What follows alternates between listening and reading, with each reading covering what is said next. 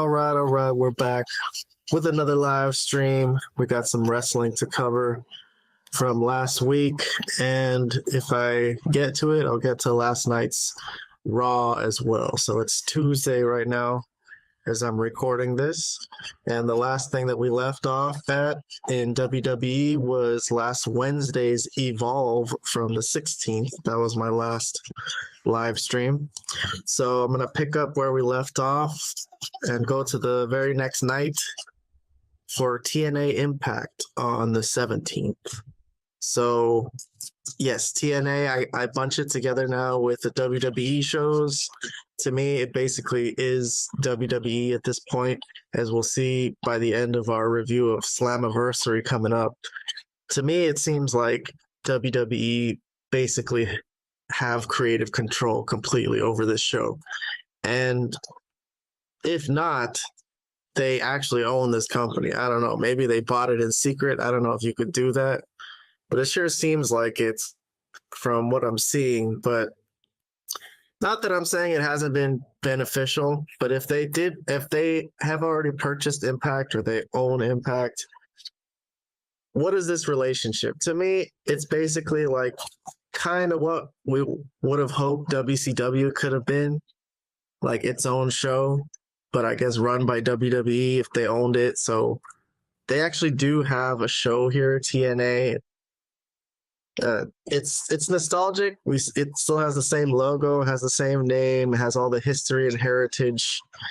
If WWE own all that, what do they have in that? Do they have a real commodity? I guess I would say so, just from the 20 years of history it has. But it would suck for them to actually gobble up this company, because it was a primary rival for such a long time. And from 2002 to 2012, I consider them pretty legit rivals to WWE, to be honest, entertainment-wise, in the ring, and even in the ratings. Their ratings weren't that bad. Like, TNA was getting ratings that AEW wish they could get right now. And you know, a lot of people respected that show. And AJ Styles, who we're going to see later on in tonight's show, he'll be here. It'll be an interesting comeback for him. But we're going to start with Impact. So we'll get to Slammiversary later on in this stream. But I'm going to do the go-home show and cover it in detail. Let's see what they presented us with for the last show heading into Slammiversary. So I got to turn off my phone. The opening video package, it covered some stuff from the week before. Let's see what we had going on. They covered the tag match from last week, and it was Masha and Lei Ying Lee defeating Fatal Influence. So that's heading towards a match between Masha Slamovich and JC Jane from NXT. So they did cover some of this in the opening package. They also covered Trick Williams. The week before this, he helped First Class. He went in there, and as First Class were about to lose to the Hardys, he got involved, and then Joe Hendry got involved because he's in a feud for that TNA World title. And then Santana showed up, and Joe Hendry nailed Santana by accident. So there was more to come after this involving these guys, as they'll cover later on in the show. They'll show a video package of stuff that happened at the previous Saturday's Great American Bash and then the previous Tuesday's NXT. So we'll get some more review video package, but that's what they started the show with. Other than that, we'll jump to our first segment of the day. All right, how many segments do I have on today's Impact? I counted 20 segments, so we're going to run through all of them, and I'll give a review for each segment for anyone who's new to this show. I dish out points. I'll review the segments on their own merit, and then I dish out points for anything and everything that I see fit that I think deserves some points. But anyways, we start the show with a match. It's Moose, and he's accompanied by Alicia. So the System's coming out here, and he's facing Sami Callihan. Okay, so this was a short match. Sami got some offense in, but in the end, he just took the loss. So here's the finish. It's a spear, and it's a win for Moose. So post-match, we'll skip right ahead into the post match of this match. So Moose gets the mic and he cuts a promo. He's going to face Leon Slater. Talks about how Leon Slater is aiming to become the youngest X Division champion at Slammiversary, and he's aiming to become the longest reigning champion. So it's a battle of who wants to break a record here. So he spends a minute cutting a promo on Leon Slater in that X Division match. But then he turns around and he turns to Sami Callihan, who's right next to him. And this was a really interesting segment. I'm going to give my review of it afterwards, but I want to play some of it because I thought this was really cool. That's not going to happen because after I beat you, I'm going to move on, continue my dominance, and become the longest reigning X Division champion of all time.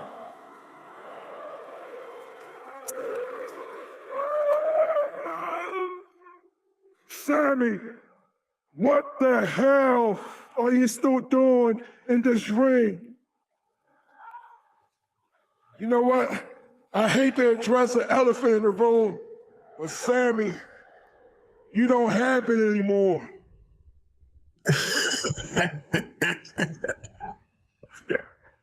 You used to be known as a death machine, but now you're just a fat piece of garbage. Oh my God.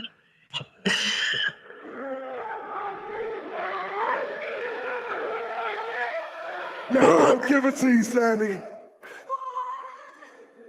You have a great mind for the business, so you still deserve a job here in CNA. But unfortunately, that job shouldn't be in the ring. You should be back there fixing up the boys' catering, you fat turd. Good God, man. Good God. And Sami's just sitting there taking all this in. What you need to do is take those damn boots off right now. Leave them in the middle of the ring and get your fat ass out my ring. Jesus Christ, man. This is intense. So Sami's going to start to take his boots off.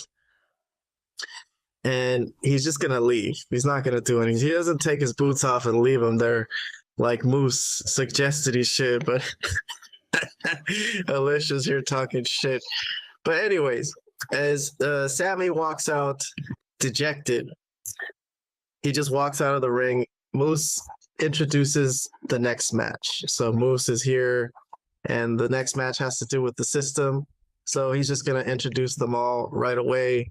And here comes the system. Sami Callihan's walking past them up the entrance ramp and leaving as the system comes in. So this is a tag team match. They're facing Order 4. So it's a 4-on-4 match. Or is it 3-on-3? I'm not sure. Oh, you know what? I never found out if it was 4-on-4 or 3-on-3, really, because the match doesn't happen. But before I move on to that match, because all this stuff flowed into it, but I got to give out some ratings for the last segment. So the match, it was a short match, the Moose Sami Callihan match. I'll still give it a half a point, though. I kind of liked it. I think it did its purpose of getting them to the post-match angle. So I'm going to review that post-match angle as a separate segment. This segment, I loved it. I'm going to give it 3 points of my rating system. I freaking loved it. The promo was awesome. Sami, he just took it. Like, I don't know. I think this was something that should probably continue into the future because that was deep. That was heavy. But Sami, as of right now, because I've watched all the way till Slammiversary, he hasn't responded or said anything about this. So, all right. So that's that. I'm going to move on then to the next segment, which was the match, the Order 4 match versus the System, which didn't happen. Okay, so here's what happens. The lights go out and Dark State is here. So if you don't know, Dark State has been feuding with the system on NXT. The system came out when they were gonna fight the Joe Hendry and Santana. So they've been messing with TNA guys in TNA, out of TNA, Matt Cardona, people like that.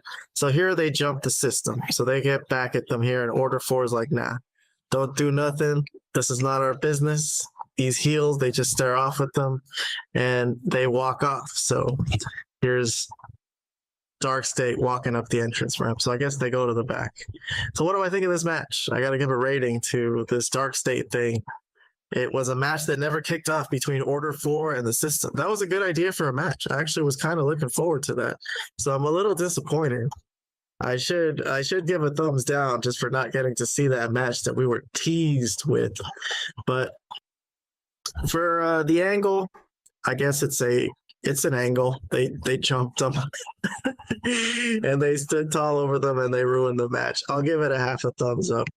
I have my qualms with this system and Dark State feud that I mentioned when we watched NXT and reviewed NXT, that the system as baby faces just doesn't work for me at all. And do these guys have heat? Are the system getting over as baby faces? I don't think so. So that's why my rating on this is kind of low. I'll give it a half a point, but not more than that. But I'm moving on. Okay, next segment. Backstage, we got an interview. It's Dani Luna. So she has recently gone single, splitting up from Jody Threat, and Spitfire was dissolved after they could not win the tag titles in their last title shot, and that was a stipulation they made for themselves to motivate themselves, I guess. And tonight she faces Tessa Blanchard. So she has confidence in herself. She wants to rule this division, yada, yada, yada. And she says that Tessa is just in her way. But for this promo, I'm not going to give any points. Moving on, I am very interested to see her as a single and if they can get anything going with that. I didn't really think anything of this promo, really. But the match is good coming up, so we'll cover that when we get to it. And that's right now. Okay, next segment. It's the match. It's Tessa Blanchard, and she comes out with Victoria, and they seem to be really good friends on camera. So nice that Tessa could get a friend, you know? She had been through a lot lately. But okay, so here comes Dani Luna, and here's the match. So here we have some highlights, back and forth matchup, and here's a spot where Tessa thinks she has put Dani Luna away, hits her with a code breaker off the top rope, but this was a false finish. And the Tessa expression I have to play when when Dani Luna kicks out here is just too much, man. I don't know. I can't. I get her trying to put Dani Luna over, you know, like she can't believe that it's this difficult, but come on. In every match, in every Tessa match, there is a spot where she can't believe that her opponent kicked out, and it's just getting more and more ridiculous. I don't know, maybe she's putting it on to try to make it as ridiculous as possible, but okay. Moving on. Here's the next spot. It's another code breaker off the top rope. I don't know what her move is called. I think there's a name for her move. But there you go. She wins. She defeats Dani Luna. It's a loss for Dani Luna. So the match itself, I'm going to give a rating to the match as pretty solid. So I'll give it at least a half a thumbs up. I kind of liked it. Put some points on the board for this review today. But there's a post-match. So there's an afterbirth where Tessa and Victoria are beating down Dani Luna, and Indy Hartwell comes in for the save. Indy, who was feuding with Tessa, they're going to have a grudge match at Slammiversary. So Indy runs them off and saves Dani Luna. And Indy is here, and she cuts a promo. So I actually liked Indy Hartwell's promo. I might play it. So let's see. Here's Indy, who used to be friends with Tessa, I guess. They used to be roommates. So here's Indy after a few weeks of tension, finally letting loose here. I like this promo, so I'm going to play it today.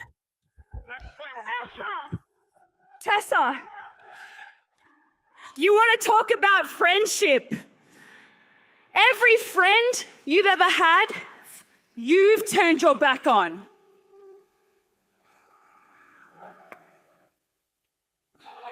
You haven't known me in 6 years, but at Slammiversary, you're gonna get to know me, bitch.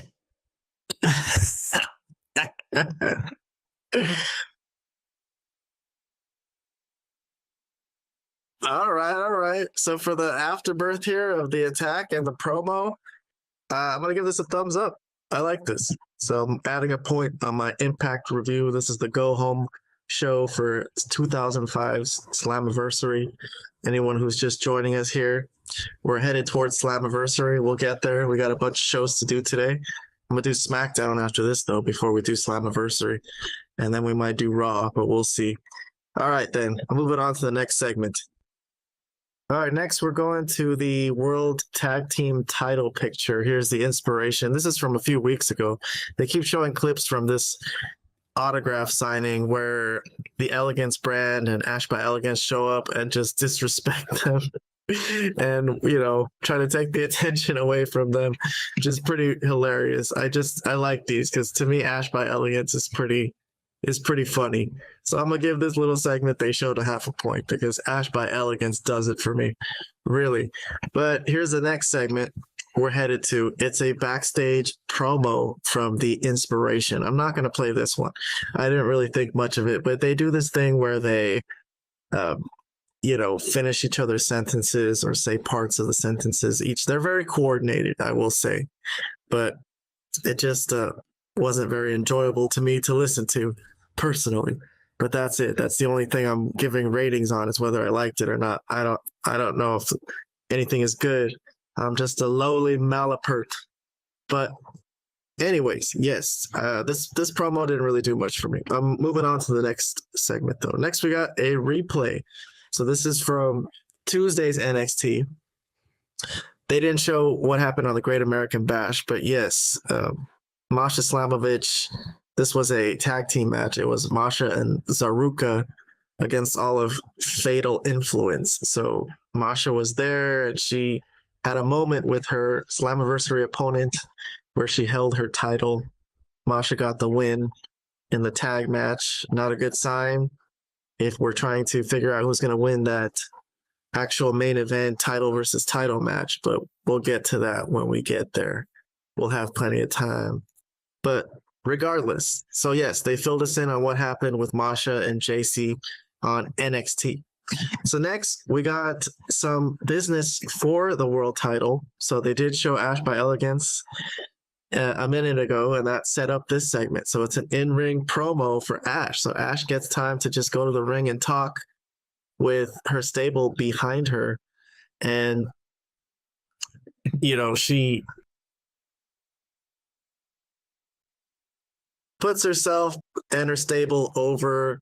She does have the next world title shot. So whoever comes out of that match with the titles between Masha and JC, Ash has something to do with this because she has the next title shot. She earned that in a battle royal, and she did put her team over, saying that the Elegance brand is the most dominant stable in the history of female wrestling, she said. Big statement. So out comes JC Jane. So JC Jane, Fatal Influence music hits, and they come down the ramp. There they are. So they confront Ash by Elegance, and they take exception to Ash calling themselves the most dominant female brand. So out comes Masha Slamovich. So as the Elegance brand are leaving, they don't want to get into it with Fatal Influence. They don't want to get physical. But as they're leaving, she bumps into Masha on the way up, and Masha doesn't let her pass and pushes her away, disrespects her. And the Elegance girls hold back Ash by Elegance. So I like that spot. To me, that was a nice little spot for Ash and Masha. But the story here is in the ring as Masha confronts JC Jane and Fatal Influence. So I think the gist of what Masha said was that she has accomplished everything she has and won their titles without the help. like without all the cheating and the help of her friends. And JC basically insults her in a pretty direct way, calling her ugly, saying, "Oh, maybe the reason you don't have friends is because you're ugly. You know, if you looked in the mirror," she didn't say ugly, but she said if you looked in the mirror, you'd know why people don't want to be your friend, is what I'm trying to say. But Masha responds. She says she's proud of her scars and they remind her of who she is. So I wasn't too into this Masha Slamovich promo or the JC Jane promo, and it ends with them facing off as they both hold their title belts, and one of these two girls is going to walk out of Slammiversary with both the belts. Scary thought, as TNA has already lost their men's world title to NXT, and now they could lose both their major titles. But again, we will discuss that more later on. As for this segment, the whole thing, the only thing I'll give points to is really Ash by Elegance's promo. I'll give a thumbs up to. And I already gave a thumbs up to her bumping into Masha Slamovich on the entrance ramp. I think the Elegance brand is really, I mean, I like Masha. I think Masha has a great look. She has great in-ring abilities. Her promos, maybe I'd say a little bit over JC Jane, but both of them have issues with that. But again, I will discuss more later on when I discuss the booking of their match, what I think of all this more in depth. For right now, I'm going to move on to the next segment. Next, we got the injury report. This is Trey Miguel. So Trey Miguel of the Rascals is still recovering from a hernia. So he's day-to-day. He probably won't make it. It sounds like he won't make it to Sunday's matchup, as the Rascals are there. They're in that four-way ladder match for the world title. So if Trey Miguel can't go, they have a replacement. But we'll get to that a little later on. The other injury report is Casey Navarro, and he has been cleared. So he's been out for a little while, still been on the show as a character, but it looks like he's ready to go in the ring again. He's also in that world title tag match on Sunday in the four-way against the Hardys and the Nemeths. So, all right, let's move on, though, to the next segment. Okay, we're backstage. Danny Luna is getting checked out by the physician, by the trainer, for the damage she took against Tessa Blanchard, the post-match attack, and all that. Indy Hartwell was back there being her friend and supporting her. And then Jody Threat comes in like, "Oh my God, what happened? Oh my God." And Danny Luna's like, "Well, where were you?" You know? So basically Indy kind of pushes her away. It's like, "We got this here. Don't worry about it. You can go away." So they don't want to be friends with Jody Threat. Interesting. They spurned her friendship. She's done with her as a tag team. She's done with her as a friend. She didn't help her. It's true. What the fuck was she doing backstage? She wasn't watching the show. I guess she wasn't catering, eating or something. She wasn't paying attention to her former partner having a match and getting beat down post-match by two girls. Indy Hartwell had to save her. But anyways, so this was a very interesting segment in terms of Spitfire and their breakup. It's interesting that they're continuing that story. So I like this. I think they could get a match out of this. They didn't break up in the traditional way where one of them like betrayed the other one and it turned into like a feud. But this could be an interesting way to, in a roundabout way, end up with them having a match, because Jody Threat offered, like it seemed in good faith, some support, and Danny Luna rejected it. She's like, you could have done more for me. You could have been there for me when I was fighting in the ring, I guess. So that's what I got out of this. I'm moving on to the next segment, though. All right, next we got another replay. So this is from Saturday's Great American Bash before this Impact. So the opening video package reviewed what happened on the previous Impact. Then they filled us in on the stuff that happened on NXT. So this was a contract signing hosted by the NXT general manager, Ava, and Trick. Santana and Hendry had to listen to Trick talk, and then in the end, they got tired of him and teamed up on him and ganged up on him and put him through a table. So they show that, and then they show that Dark State attacked Hendry and Trick after that at the Great American Bash. Then they showed what happened on Tuesday, where there was a 6-man tag between Dark State, and then the other team Dark State faced was Santana and Hendry and Trick. So Ava put Trick in there because she thought Trick might have put Dark State up to this. So she wanted to find out what was up. So they all teamed up. You know, they had a hard time getting along. In the end, again, they beat up Trick, nailed him.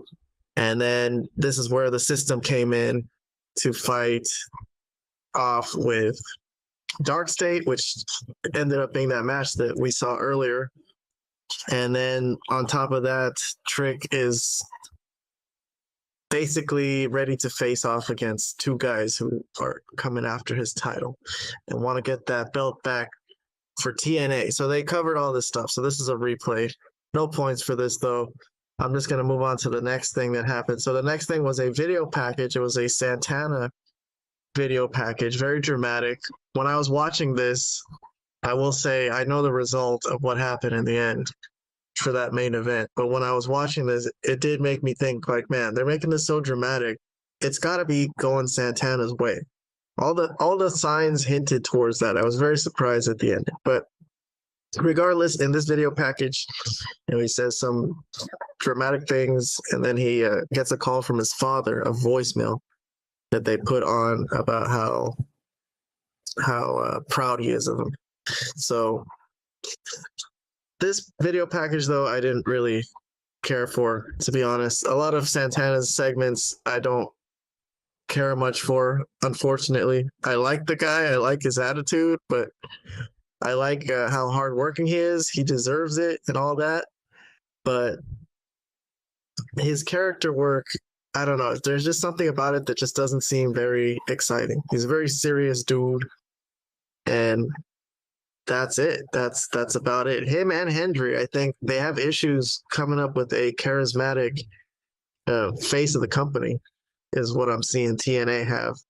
And Trick Williams is that. He's a charisma guy. So at this point, I think Trick Williams is over these guys.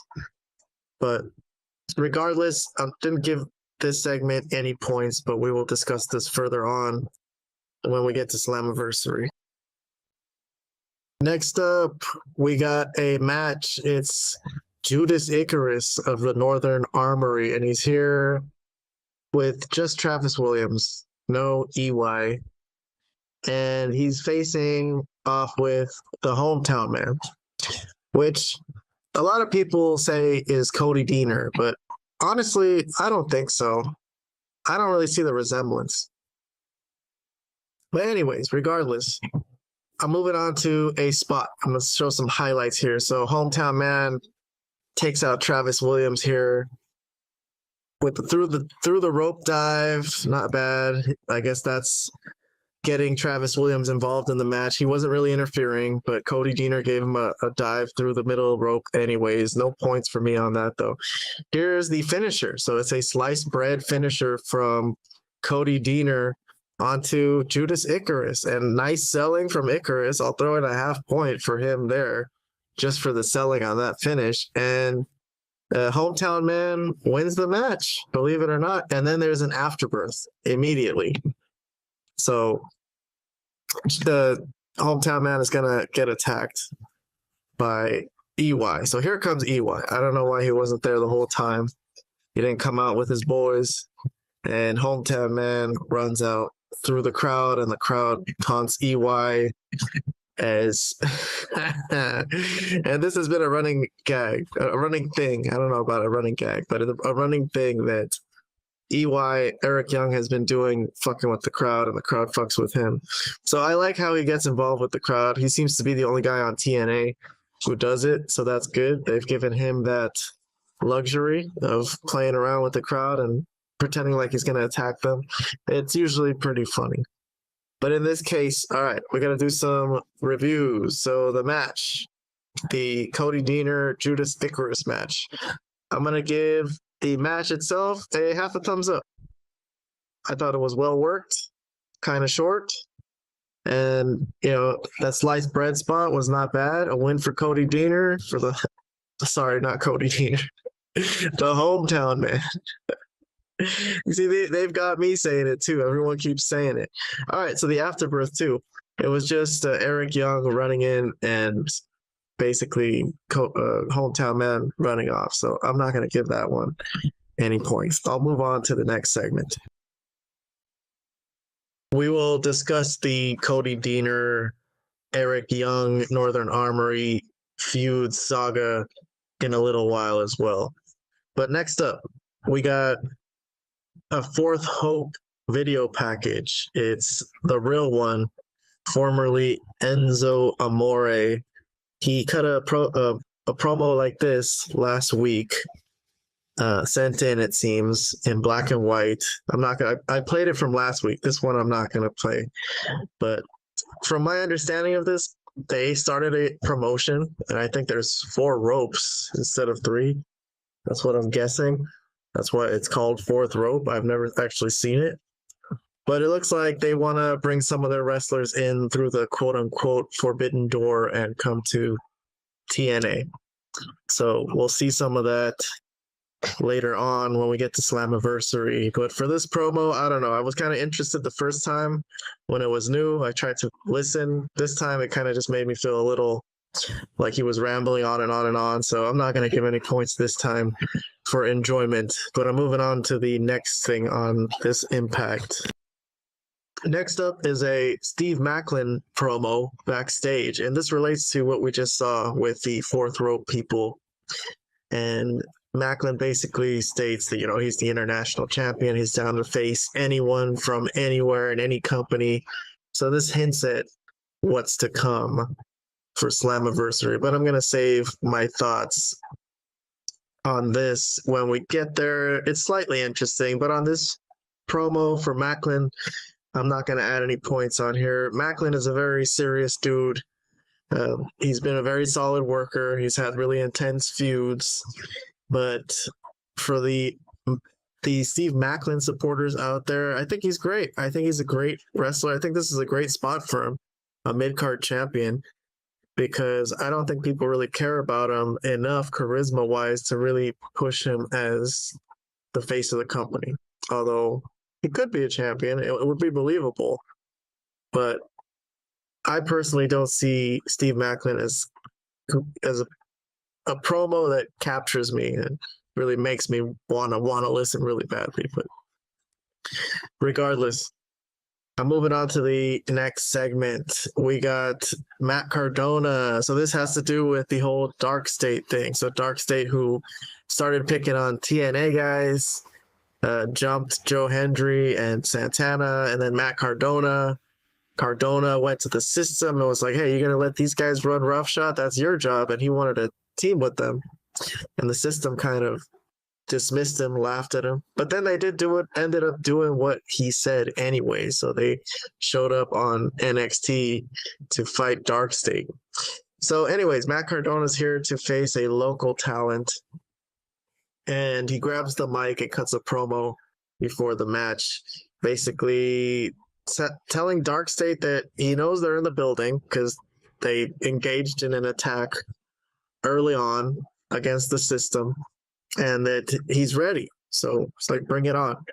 So he's a little distracted from this match. He's facing Jake Painter, who I've seen before, but regardless, the match doesn't go off because literally immediately when they lock up, the lights go out.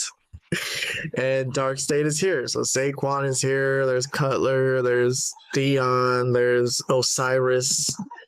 And they get in the ring and they jump these two guys. So they don't let this match even happen. These NXT guys are ruining TNA matches. Can you believe that? That they even got Jake Painter here. So they got this local guy and power bombed his ass.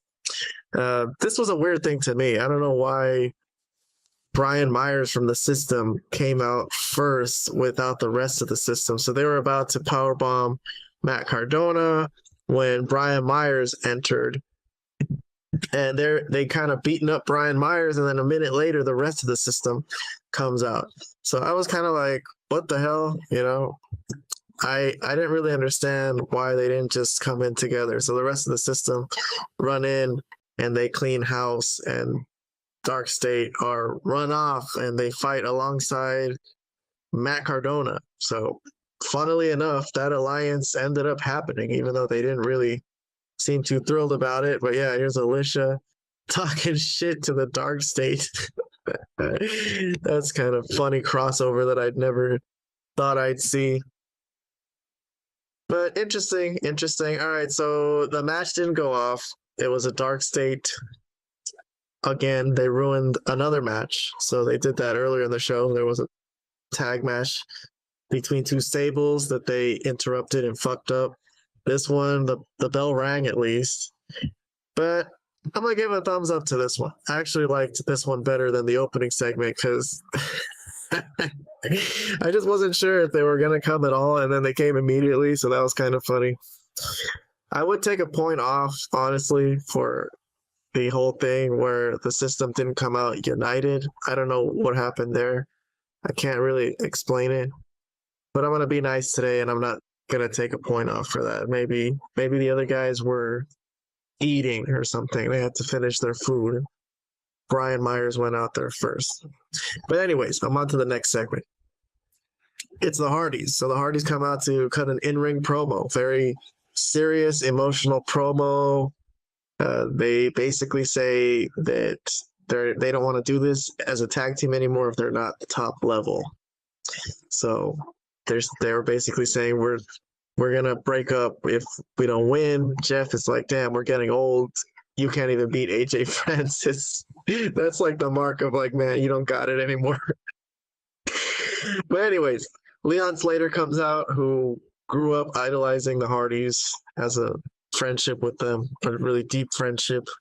The youngster who's going for the X Division title at Slammiversary, and he comes in to motivate the Hardys here. So he cuts a very fiery promo. It's like, we're both going to get this done.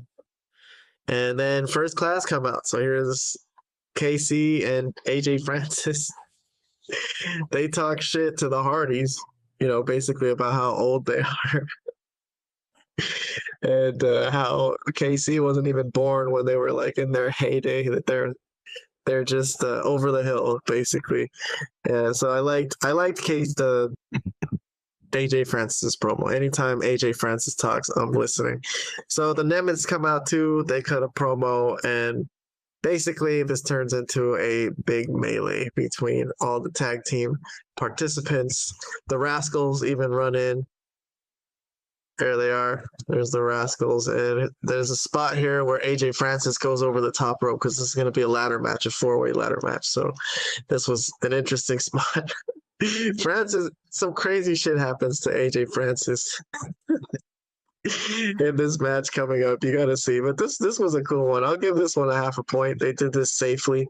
I like how they pulled the ladder out of the way so that he could go over the top rope. I'll throw that a half a point. And the Hardys stand tall.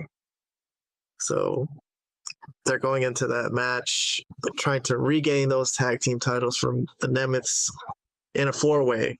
What did I think of this segment? Should I give this I mean, the Hardys promo, I wasn't too into it. I thought I was kind of getting bored by it, really. It only got good for AJ Francis. And then they had a regular melee afterwards, and I don't know, did I think we needed this segment? I don't know. I don't think it was really a segment we needed.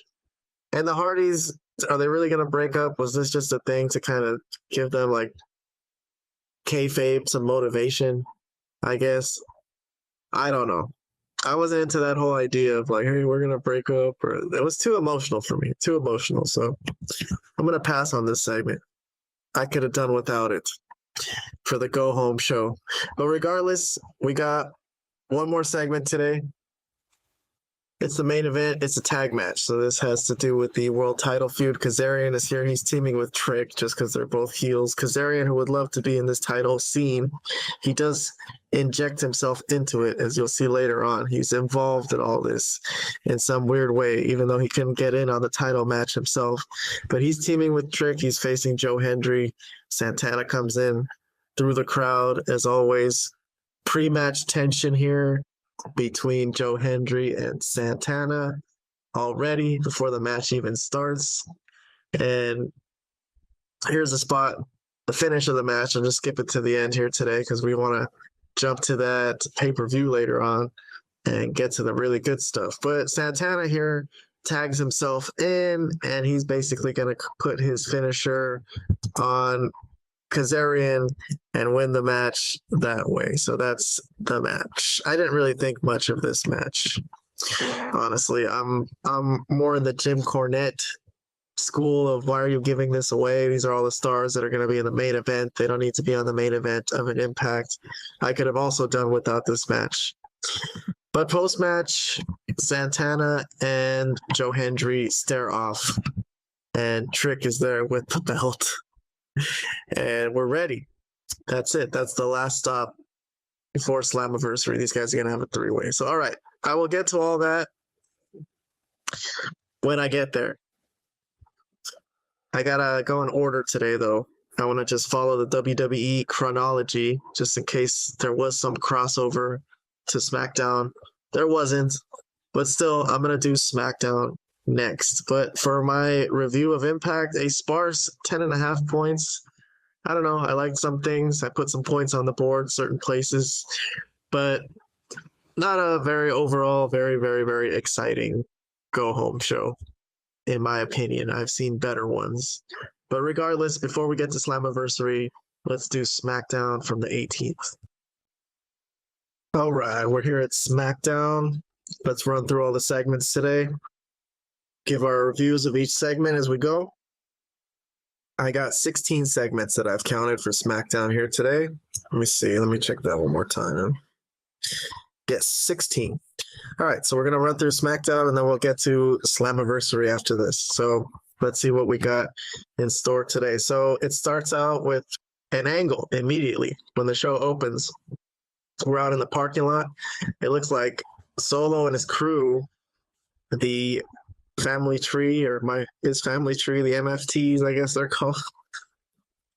What terrible names. They always have 3 letters. MFTs, OTCs, whatever. So they're here. Police is here. They're trying to get the scoop here. There's a reporter back there. I think it's Kathy Kelly. Yeah, so she's trying to ask Adam Pearce what's going on here. I don't know why Adam Pearce is here, first of all. There's no Aldis. I guess he's maybe covering for Aldis. But okay, Adam Pearce doesn't know what's going on either. It appears someone rammed into their car is what it appears as. But anyways, regardless, side story.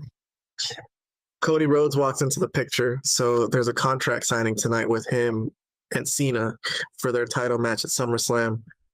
Cody just wants to review the contract, so he just takes that from Adam Pearce and walks away, walks out of the scene. So we got that to look forward to coming up. But yeah, here's the policeman. They're taking a report from Solo. So we're going to get more out of this later.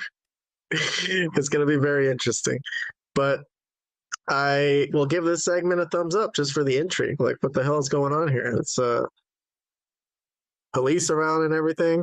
So that's a good tease to open the show for an angle that's going to come up. So good opening to the show today. Starts off with a point for my SmackDown review. We're going to go to the next segment, though. This was a segment that was recorded earlier in the day. It's Charlotte. It's Alexa. So Charlotte comes up to Alexa and says, hey, I've got us a tag title match. A tag title match against Judgment Day, Roxanne and Raquel. Sorry. So yeah, Alexa's a little surprised, but Charlotte's like, yeah, I got some pull around here. So she went and talked to whoever she needed to talk to and got that match. And she also told Alexa that she has a match tonight against Raquel from the Judgment Day, a preview of that title match. So she asks Alexa to be in her corner. And Alexa's like, yeah, she'll do it. So their friendship is kind of blossoming, it seems. Every day they're a little more friendlier and friendlier. Their deal here is that they didn't want to be friends. Charlotte was standoffish at first and didn't want to accept the friendship. Then they were like, yeah, we'll just do it because we need allies or whatever. And then now they're actually becoming friends. So this was a nice little segment. I'll give this a thumbs up. I like how this is progressing with Charlotte and Alexa. It's been very good. And there's going to be another spot later that I think is really funny. But I'll get there when I get there. Here's the match. Next segment. Okay. It's Charlotte and Alexa's here literally with pom-poms to be her cheerleader. How cute. And then here's Raquel, and she's with Roxanne. So definitely Charlotte needs Alexa there watching her back because Roxanne will surely try to help Raquel. Here's Raquel coming in cool as hell with those shades. She's Arnold Schwarzenegger. She's a female Arnold Schwarzenegger. But what a booking here. I mean, shit, I almost want to give a thumbs up just for the idea of booking Charlotte versus Raquel. Like, hell yeah, these are two Mondo heavyweights. This is a nice match for the Smackdown. So I'll definitely just throw a point out there just for the idea of it. But now let's see some spots, some highlights from the match. Here's a spot with Charlotte jumping over the top rope. There you go. Top rope dive onto the floor. And here's a spot. Alexa's going to back Roxanne off because Roxanne looks like she's to get involved, and Alexa's there watching Charlotte's back. So here's the finish, though. I'm skipping to the end. Roxanne is here to cheat. She's interfering. She's getting on the top rope right when it looked like Raquel was getting rocked. So off this distraction, as the referee is on the other side, occupied with Roxanne, Alexa gets on the ring apron and nails Raquel first with the pom-poms, and then drives her throat into the rope.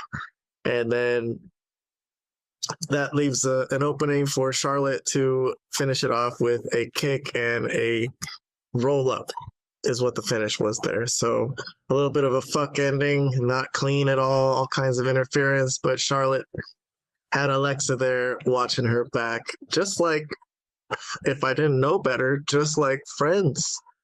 And what they did this thing where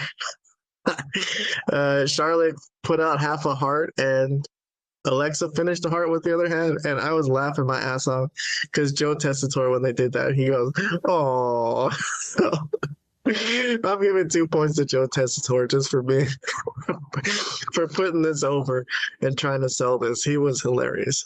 But for the match overall, interesting result. It makes me think that the Judgment Day won't lose those titles because I think they seem to like having Judgment Day as a strong stable on Raw with a lot of belts. So I don't know if I see that becoming a title change, but I did enjoy this match though. I'll give it a thumbs up. Charlotte versus Raquel. Not bad.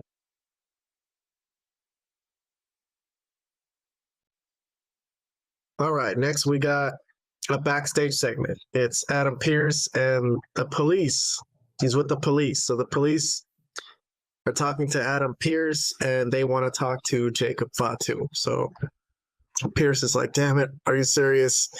And they're like, yeah, he's a person of interest in the case, I guess, in the case regarding Solo Sikoa and somebody smashing into someone with a car or something.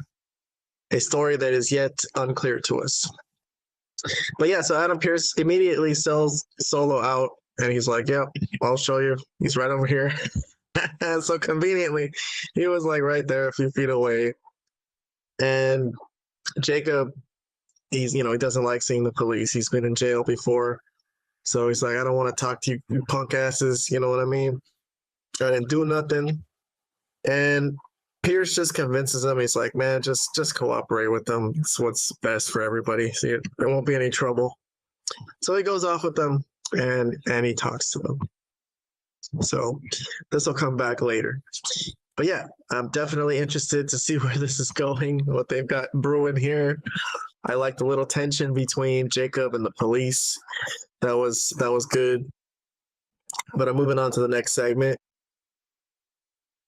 Next is a video package. It's Jade and Tiffany cutting dueling promos. This is a WWE title feud that's coming up at SummerSlam.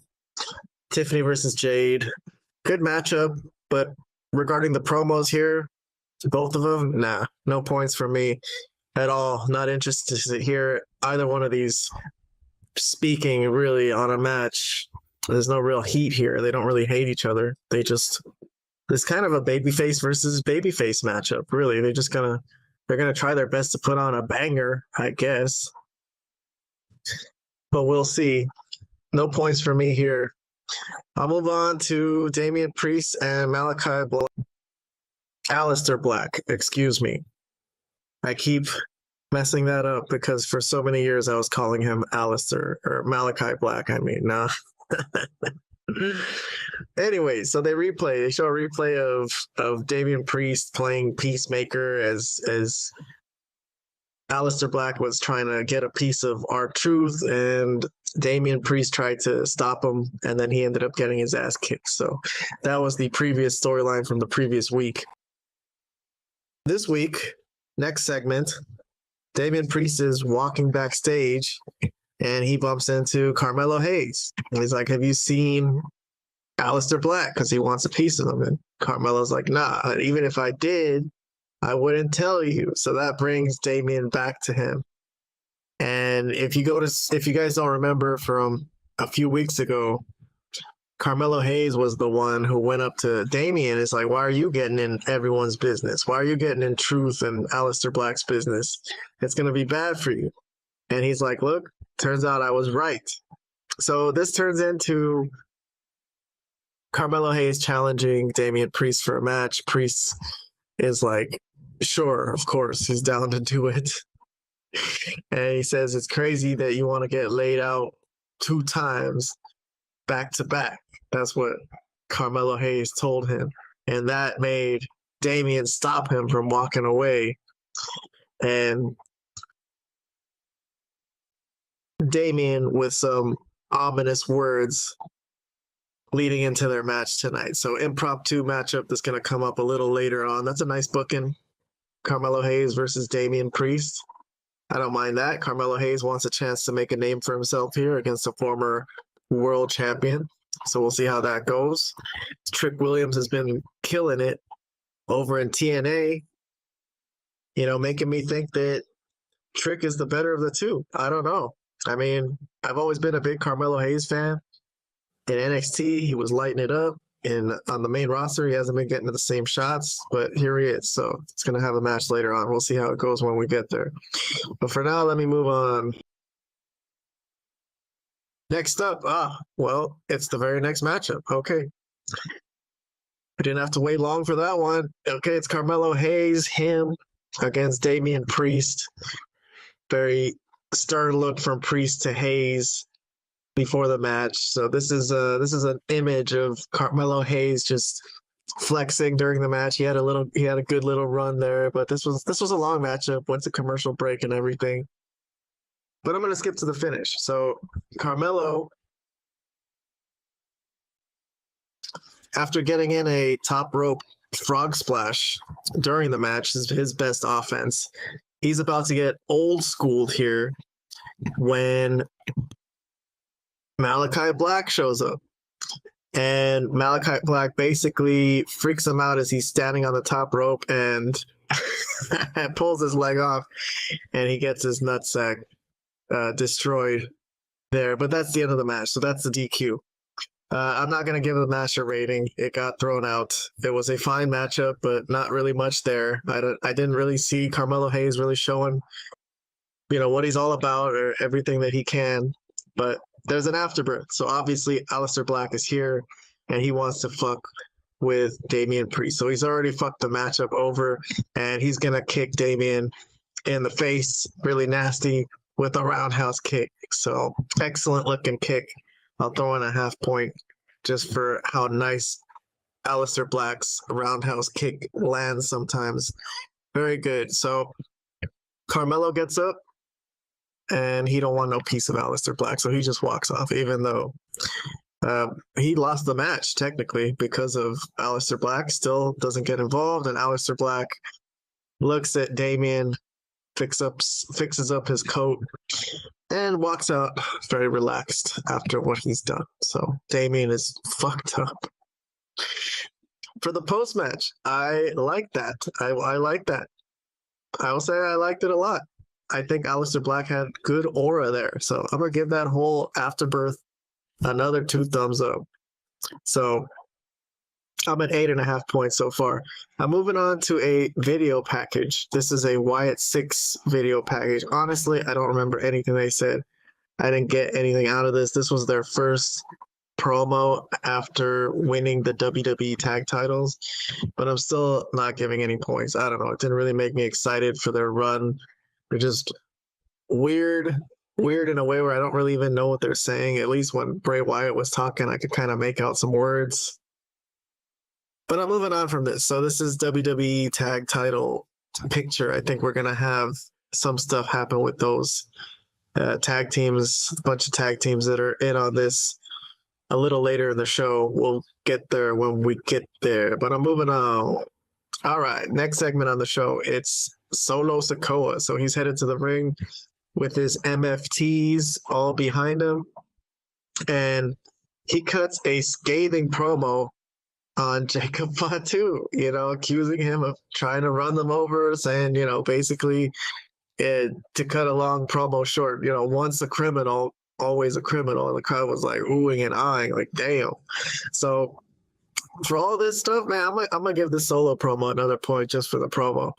But the next thing that happens is the cops release Jacob, and they're like, all right, we found new evidence, and it shows that it wasn't you. So you're all good. You're cleared. So he walks off smiling because he wants to get at Solo now for trying to frame him, basically.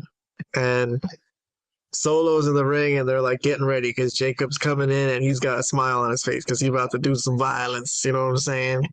So I'm gonna give a point just for Jacob Fatu and the face he's making as he's basically licking his chops, headed towards the ring, and everyone's ready.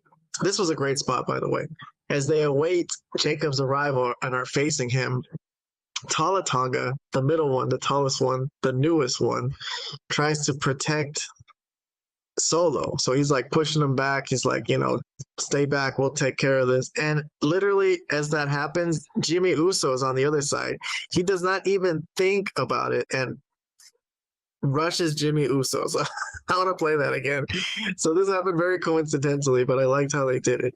So he's like, get back, Solo. And then he sees Jimmy. He doesn't even tell his boys. He's like, I'm going to fuck this guy up. So he rushes him, gets fucking dropped over the top rope, and then the war is on. So Jimmy comes in, and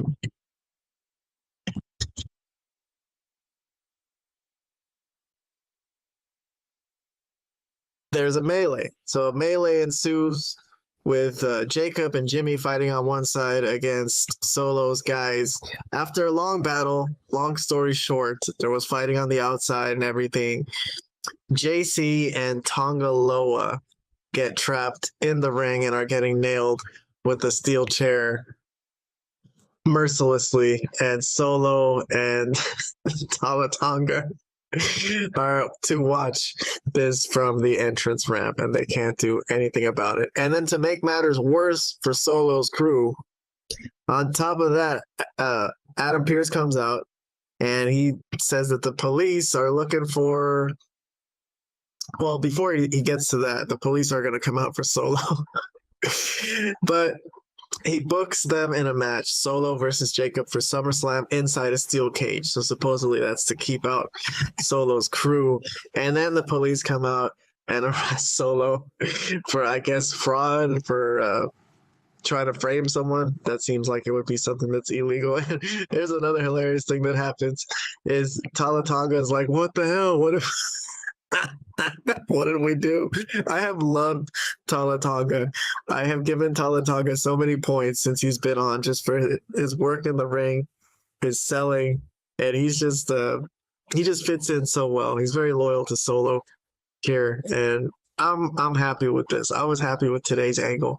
So for this segment today, I'm gonna give it at the end with the melee and everything. I'll give it a thumbs up. I like the segment and him getting arrested. Two, you know what? I'm gonna give it 2 points.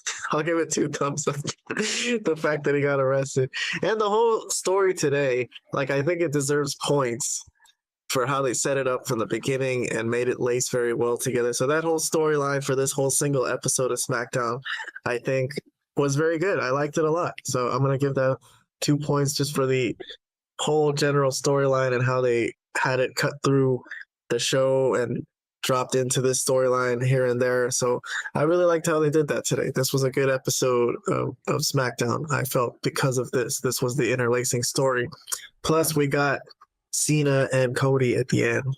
So that's going to be also another highlight of this show as we'll get there. But moving on. Next, we got a video package. Okay, so this is something that happened on the Jimmy Kimmel Live show, I guess. So they're kind of showing us highlights of Jelly Roll pretending to be the host and interviewing Randy Orton. So Randy Orton was there. Drew McIntyre was there. Cut a promo. They even did some work. You know, they fought there.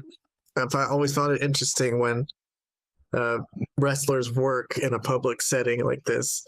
But this was the part where Logan Paul came in as Drew and Randy Orton fought off out the door on the other side. Logan Paul comes in from the other side, confronts Jelly Roll, insults him, and that turns into Jelly Roll chokeslamming Logan Paul into a gimmicked table, it looked like, because it broke pretty easily. Looked pretty good, though. That was good. I mean, for the replay, for the conciseness of how quickly they did this, I'll give it a half point for filling us in, because I think a lot of people probably didn't watch that show, Jimmy Kimmel Live. So as for the angle itself, I'm not too fond of it. I think this storyline with Jelly Roll, the celebrity storyline for this pay-per-view, I'm not really into when they do stuff like that just to get celebrities involved, just because they think it'll, I don't know, get people to care about this. I don't know. I think the people who care about wrestling care about it because they like wrestling. I don't know how many Jelly Roll fans are going to get to watch the show because of him. But regardless, it's a thing. I'm moving on. I didn't give that any points. I'm moving on to the next match. It's Stephanie Vaquer. It's Alba Fire. And I'm going to skip to the finish. So this is the SVB, Stephanie calls it. I guess she drops her opponent on her back first on her knee. I don't know what that stands for, SVB, Stephanie Vaquer or something, I guess. And this is a win for Stephanie, but there's an afterbirth. So I'm not giving that match any points, though. I didn't really care about it. But the afterbirth here, she is attacked by Piper Niven at the Secret Service. So Chelsea's not there, but they're heels. So she's got Stephanie lined up for like a bonsai drop, but she is easily thwarted. She is thrown over, and Piper went over that top rope in a kind of funny way. But still, I don't think I've given this any points either. Nothing really happened. There's no Chelsea. It's just the two members of the Secret Service run off by Stephanie Vaquer after losing the match. So I'm not giving the afterbirth anything either, although this is a running feud. So these two are going to have issues here and there. Chelsea Green's administration and Stephanie Vaquer. That is not over, as we'll see on Monday Night Raw coming up when we do that review later on. But for right now, I'm going to move forward into this SmackDown. I'm trying to get to that main event segment But first, we got the Street Profits, who have just lost the WWE tag titles. They are here getting interviewed by Kathy Kelly. And, they seem disappointed, stoic, not really showing much emotion after their disappointment. And in comes DIY. So DIY are in a match later on to determine the number one contenders for the WWE Tag Team Championships and face the Wyatts. So they take a dig at Street Profits here. So does Candice. Candice gets in a scathing shot at the Street Profits, telling them to watch and learn, as they are very overconfident, DIY are, that they're going to take care of business here tonight. We'll see if they win that match. But yeah, after Candice's insult, B-Fab wants to get at her, but Montez Ford holds her back, and they just don't really do nothing really from the Street Profits here. But we've seen them in the past, make big moves and have big plays in big moments. So I wouldn't put it past them to get involved in this and do something wild. And they just seem like they're biding their time. They don't really want to talk about it. They're just going to do it. So I kind of like this, to be honest, even though nothing really happened here. I feel something brewing with the Street Profits, and I'm going to give this a 0.5 point. So here's the tag match. It's a wild one with 4 teams. It's so hard to want to be a tag team, and this is the type of things they're booking. Here's all the teams. It's DIY came out first. Fraxium are in it. Andrade and Rey Fenix on this side, and then this is the Motor City Machine Guns. So we're going to find a number one contender. But all right, let's watch some highlights from this match. This was a spot fest. So let's see what we got. Here's one that I wrote that I'm going to give a point to. What happens here? Oh my God, Gargano and Axiom. I don't even know how to describe this. Not Gargano, that's Ciampa. Ciampa has Axiom on his back, and he dumps him out of the ring, off the middle rope, onto the floor, onto a bunch of their opponents. Jesus Christ, that looked dangerous, but I'll give it a thumbs up just because that looked wild. Next spot, here's Nathan Frazier with a Phoenix Splash. Damn, man, let's take a look at that again. Phoenix Splash from Nathan Frazier. That is impressive. I'll throw another point in for Nathan Frazier today. I like that. Here's another spot. It's a pin breakup as Rey Fenix jumped onto Ciampa, and Gargano was going to try to stop him from breaking the pin, but he ended up getting code breakered into the pinfall to break up the pin. So that was an interesting spot. I don't think I've ever seen that. So I'll give that a 0.5 point just for being something that I've never seen. Here's a spot for Rey Fenix as he goes to the top rope. Twisting dive off the top rope. That looked nice. I'll throw in a 0.5 point there for that one. And then here's an interference spot. Okay, so later in the match, Candice is up on the ring apron, and she's here for the distraction. Andrade loses focus because of it, but then gets held by Gargano. Gargano's trying to hold him down Ciampa's trying to hold him down so that Gargano can get a kick in on Andrade, but this is going to be a friendly fire situation as Gargano obviously nails Ciampa by accident. He feels awful about it. And here's another spot as Rey Fenix with the top rope, over the top rope dive. That looked nice. I got to throw in a 0.5 point for a nice looking over the top rope dive. But here's the finisher as Andrade's left in the ring with Ciampa, and he gets the win with the pinfall over Tommaso Ciampa. So Andrade and Rey Fenix. Interesting. That's the booking here. Did I like this match? I mean, yeah, it was a heavy spot fest. I think it's weird you can't really show that you're a good tag team when you're in a 4-way. It's just kind of lucky when you win. But I'll still throw this a 0.5 point just because it had a lot of spots in it. So Andrade and Rey Fenix the victors, and they will face off against the Wyatts next Friday. So this coming episode of SmackDown. And then here we go. All right, we're ready for the final segment of the show. It's a contract signing between Cody and Cena. SummerSlam match, SummerSlam main event. I would presume Adam Pearce is here to moderate this. Very interesting segment. Cody comes out first. So Cody gets his time to cut his promo. I don't really remember him saying anything significant. The interesting stuff happens when John Cena comes out. So Cena obviously gets booed and berated by the crowd. And then Cena is going to cut a very interesting promo about why he's going to try to back out of this match. So I haven't played anything yet from this SmackDown, so I'm going to play Cena's promo. This is a big moment. It's a big deal.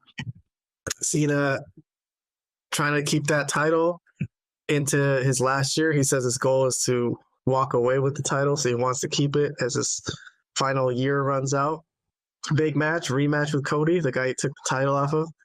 And here's John Cena. Cody, sit down. No, give me a second, guys. Hold on, for real. Give me a second.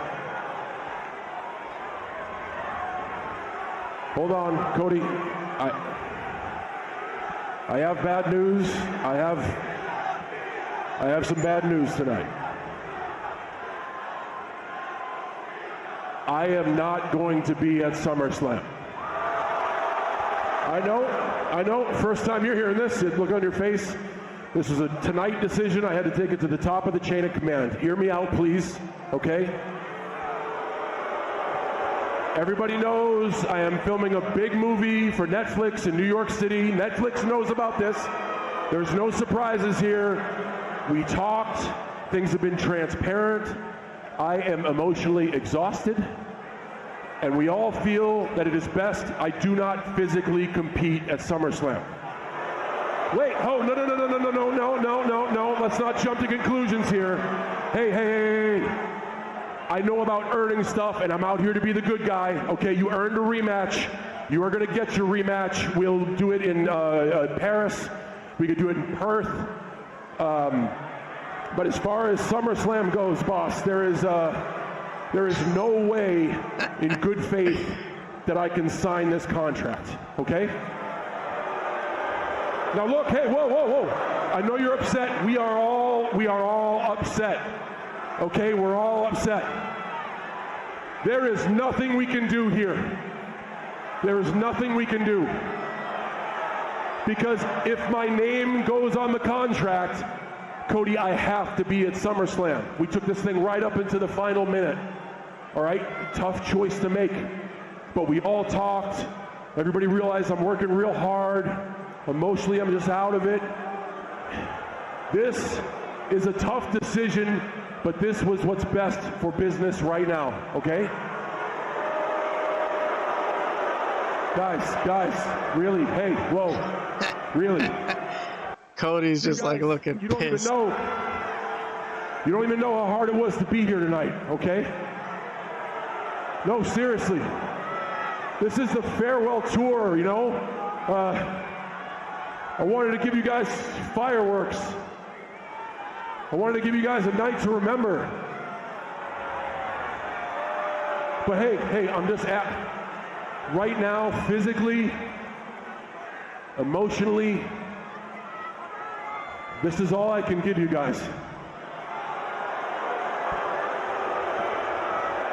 This is actually very legitimate sounding. Like his mental health, he has mental health issues. He has other commitments. He stated it very clearly, and he's trying to get compassion here. It's a decent excuse, but it is tough to get out of the SummerSlam match. He's won this contract. I don't even know why they have to sign a contract. Cena has to be there. Why does he have the choice to sign this contract? What the hell was the King of the Ring for? But anyways, moving on. Let's see the rest of this segment. I thank you so much, and I appreciate your understanding and your patience in this matter. Cody, thank you so much. I appreciate you. You're going to get that rematch. It's just... Good night, San Antonio. Oh, man. Cena walking out. Well, it's just an ultimate... I'm gonna put that away. I'm gonna play the rest of this. So as Cena is walking away, the promo is done. Cody is over here. He was fuming the whole time. They were showing like a split screen. I liked how they did that. I'm gonna actually give a half point for the split screen when Cody was like stewing and about what Cena was saying. So he rips off his jacket. There he goes, and he's just gonna follow Cena up the entrance ramp and just attack him, basically. So he's not gonna let Cena leave. They fight. So there's a melee. Cena kind of reverses it. He throws Cody into the ring steps. Okay, so he goes into the ring, tries to get the WWE title belt and nail Cody with it. Cody ducks it, and Cena throws it to Cody. So here we go again. This is the same instance from WrestleMania. Cody's looking at the belt in his hands. He's pissed off. He's like, this time I'm going to fucking do it. And unlike what he did at WrestleMania, this time he turned heel. And he nailed Cena with a weapon. I'm kidding. I guess I wouldn't say that is him turning heel. But, you know, it kind of, in a way, he's not supposed to do that, but I guess he just didn't care anymore. And then, funny thing, he goes up to the top rope with his suit, with the contract, and jumps onto Cena through a table, through the contract signing table. That was a nice looking spot. I'll play that again. Good looking spot. And then he gets, basically takes Cena's hand, puts the pen in it, and fucking signs it for him. I don't know if this is legally binding. He's on camera doing this. So, is that really Cena signing a contract? But okay. Still, though, it's not over. He yells into Cena's ear. He's like, you didn't read the contract. It's not just a match. It's a street fight. So, there you go. Cena and Cody at SummerSlam. It's going to be a street fight. I guess it's going to happen. Cody forced him to sign that contract, and he grabs the title belt at the end of the show as Cena is laid out, as we are a few weeks away from SummerSlam. And that is all. So, I got to give some ratings. For this whole segment as a whole, I got to say, I really liked it. I'm going to say I really like that Cena promo. I think it was unexpected that he was going to try to get out of the match like that. It was a good weaselly heel thing to do. Cody, I'm going to give a point to Cody just for his facial expressions throughout the whole thing, how he just couldn't believe it. And at the end, it was the right thing to do. Him just going up that entrance ramp and just be like, fuck this. I really like that too. I liked Cody's response and this whole thing, and then holding the hand to sign the contract. That was really ridiculously awesome too. So I added a bunch of points for that final segment. I thought it was a really good segment. So that gives me a good score for this episode of Smackdown. 29 points for a short show. I think that's an excellent score. I think this was an excellent show. So there you go. I just noticed halfway through my recording here that I wasn't even recording with my actual microphone. It was recording with the computer's microphone. So the first part of this live stream probably sounded really awful, but regardless, I can't do anything about that. I'm not gonna fix it. I'm just gonna leave it the way it is. That's unfortunate because I did do a lot of preparation for the show, but okay. All right. Now that we're done with Smackdown, we can get to Slammiversary. That's coming up next. All right, now we're at Slammiversary. This was this past Sunday. We got NXT tonight, so it might be beneficial to catch up on all the TNA from over the weekend. If you want to get to TNA tonight, the stories basically intertwine at this point. But okay. I thought it was an okay show. I've had my problems with it. There were some things that I really liked, so I'm going to get to that as we go. So we'll start with the countdown show, the pre-show, which aired on YouTube and probably other places. But I caught it on YouTube, and there was actually some significant matchups in the pre-show that I was surprised to see. Namely, the Women's Knockouts World Tag Team title match between the Inspiration and the Elegance brand. So here come the Inspiration, here comes the personal concierge to introduce who he calls the sexiest women in wrestling. The Ash and Heather by Elegance, accompanied by M by Elegance. And of course, the personal concierge trashed the crowd. But as for the match, here's a spot from Cassie Lee from The Inspiration. Dive onto everybody on the outside, and other than that, that was the only spot I picked out to play as a highlight. I'm just going to skip to the finish. The ref is distracted, trying to get control over here on this side. He's trying to ensure only the legal participants stay in the ring. So he's pushing everybody out of the ring. And this is where the interference spot comes in, where M by Elegance nails Cassie with a torch that I forgot to mention they brought in because they were trying to be like heel Americans. Their ring attire, I'll show the ring attire of them as the Statue of Liberty, I guess, is the theme here. So they come in with the torch that the Statue of Liberty has, and they use that at the end of the match to win the match. So pre-show match, I expected this to be on the main show. I guess that shows the depth of today's card. It's a good card. I think some people were talking crap about it. It was more the booking than the card itself, but it was a strong card. Anyways, there's a swanton from Ash by Elegance, and the Elegance brand retain the tag team titles, the World Tag Team titles for the TNA Knockouts division. So that's the opening match. All right. Like I said, it is a good card, though. I've heard criticism saying, oh, this is TNA's main show or their WrestleMania, and this is all they came up with. I don't know. I thought the card was very strong, but this is not TNA's WrestleMania. Bound for Glory is their WrestleMania. I would say this is like their SummerSlam, maybe. But still. All right. Next up, we got a good promo from Eric Young. So Eric Young just goes to the ring, lays into the people in New York, says some pretty hilarious things. Actually, I'm going to give him a 3 points for his promo because he was really laying into the people of New York. Called it a garbage city filled with garbage people, that they suck straight out. I enjoyed it. This was a good heel promo. Anyways, he addresses the whole hometown man, Cody Deaner thing. Obviously, which is what's going on. He's been consumed by this. He doesn't want Cody Deaner supposedly in TNA as the hometown man.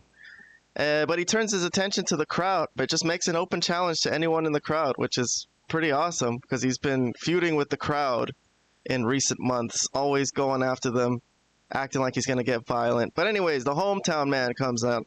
He's from New York today. He's got an Islanders shirt. And he attacks everybody on his way to the ring and gets to Eric Young. And this skips right into the next segment because we weren't expecting it. But basically the bell rings, there's a ref in the ring, and it's an impromptu match. Good way to do it. I like how they did that.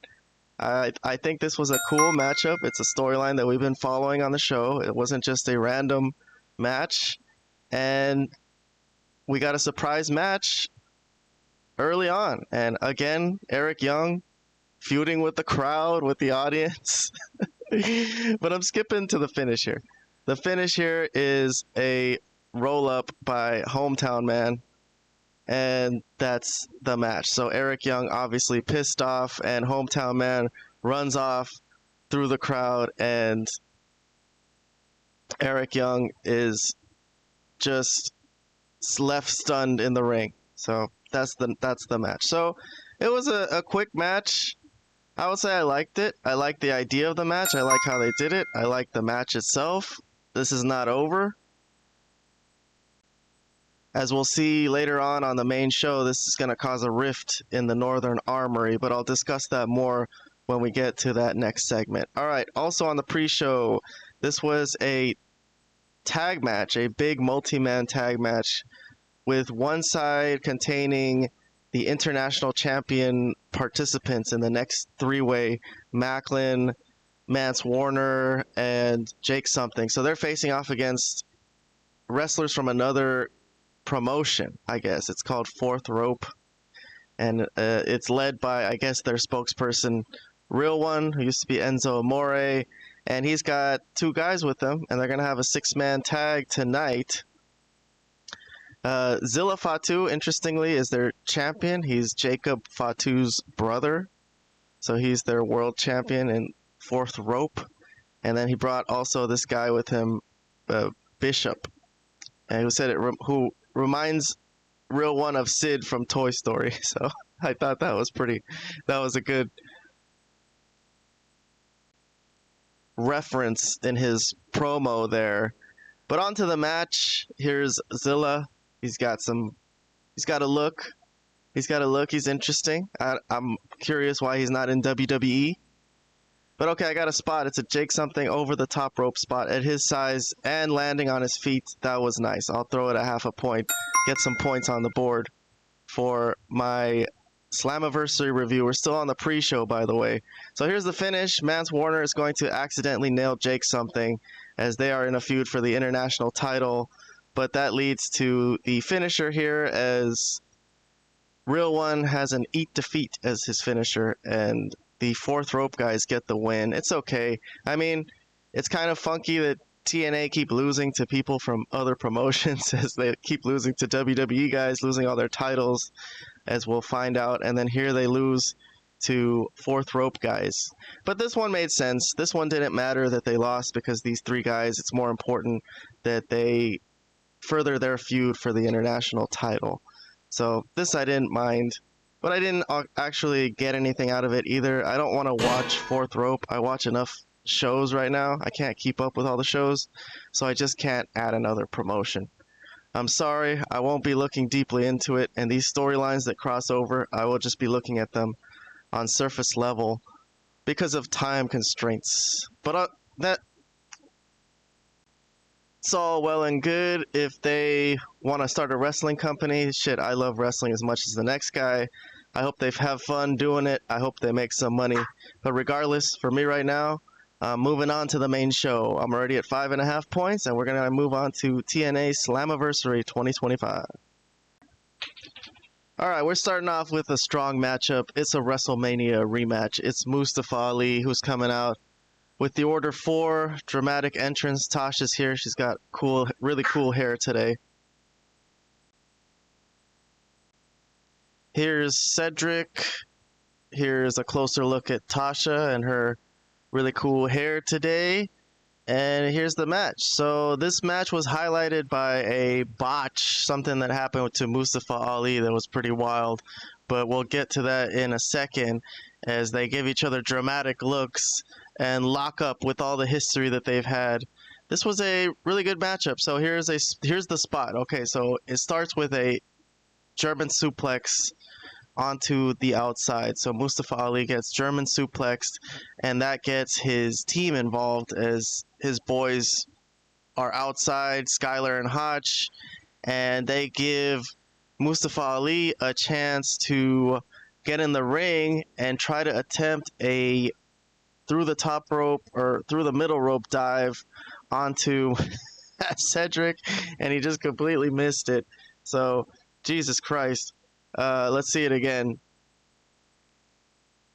That's not it. It's the next one. So Mustafa Ali gets a head of steam off the rope, and I guess he totally missed Cedric, and he just went over him and hit the floor hard. He finishes the match, though, so somehow he survives that. And here's another spot. By the way, I'm going to give that spot a half point. I know it didn't go the way that it was supposed to, but the crowd was saying holy shit. So that was a spectacle that, come on, Mustafa Ali's face deserves a half a point there. Here's another cool spot though. They're both on the top rope and body slam onto the rest of the guys on the outside. So that was a nice little spot too. I'll give that one a half a point. And then we move on with the match as Tasha is horrified to see the trials that Mustafa Ali is going through in this match. Here's another spot that I've picked out as a highlight. Woo! Damn, that was a nice one. That's Mustafa Ali going into the steel steps. I'll play that one again. Wow. Backdrop onto the steel steps. Mustafa Ali is in pain after all he's been through. He's still in this match. Here's some interference. So Tasha Steelz helps him out. She holds up the count out as Mustafa Ali has trouble getting back in the ring. And as Cedric chases him down, he's going to get nailed by Jason Hotch. So that leads to a 450 splash and a false finish as Cedric kicks out here, and this is going to be an epic matchup. So that's not the end, as Mustafa Ali is surprised. Everyone is surprised. And then here's some more interference.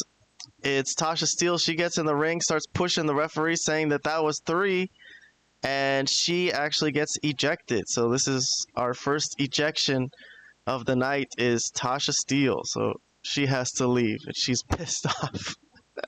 I don't know. I'll give that one a full point for that interference spot for no reason, just getting in there and pushing the ref. It didn't really help anything. I thought she might have been trying to distract the ref, but she literally just thought it was a 3, and Mustafa Ali is without his right-hand woman, I guess, and he is troubled by this. I gotta give that Mustafa Ali look on his face something. Throw that a half a point in there. But the match carries on. All right, so let's play the next spot. Damn, Mustafa Ali. Wow, that was cool. What a good worker. What a good worker. This turned out to be a nice match, actually, now that I'm looking at all the highlights. And here's Skylar getting in the ring just to check on Mustafa, gets nailed. And Hotch tries to help too here, but he gets taken out. Or that's Skylar, sorry. Hotch was the first one, so I'll start from the beginning. All right, yes, I did miss a spot. I'll start over to make this a little more clear. So Skylar does get on the ring apron to check on Mustafa, it seems. And then Hotch as well gets nailed with a move on the outside. And then as Skylar tries to get into the match as well, again, he gets nailed by his own guy, Mustafa Ali. So the great hands, not really a help there, just kind of muddying things up. And then Tasha Steelz returns. So Tasha ignores the referee's commands to leave the ringside area, returns, and actually takes a finishing move from Cedric Alexander, the lumbar check, and she sold it incredibly well.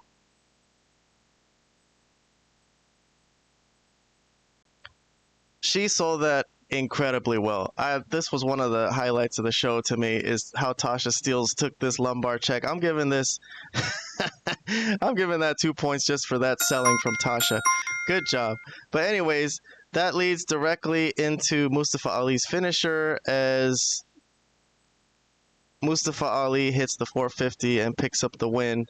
Very emotional and gets his WrestleMania revenge, I guess. I thought it was a good match. I really liked that match overall. I think this was one of the highlights of the shows, looking back on it. Highlights of this Slammiversary. So I'm going to give it 2 points just for the match itself, and I'm going to move on. Next up, we got a Joe Hendry promo backstage. He's getting interviewed by Gia Miller. Nothing really substantial. I'm not a big fan of Joe Hendry's promos. I know he's trying to be intense, but this is not getting any points for me today, unfortunately.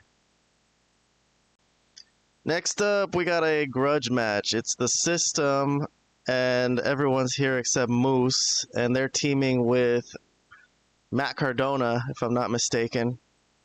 There he is. There's Matt Cardona, and they're facing off with Dark State. So this is the System defending their yard, their TNA Impact yard, from this group of rogue thugs who are kind of just like them, but they don't want to let them do it. You know, that's their thing. So this is a tag team match. Dark State interestingly come in through the entrance ramp, not through the audience. I found that a little interesting. Tribute to Sabu here. Let's see some highlights.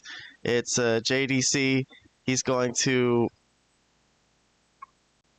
do a little Sabu here as he jumps off a steel chair and dives over the top rope into everyone on the outside. So that was a nice little move from JDC, putting some work in for TNA. Johnny Curtis, not bad. But I'm skipping to the finish. So Sugars gets dropped onto Griffin right here, and basically Dark State just get taken care of, to be honest.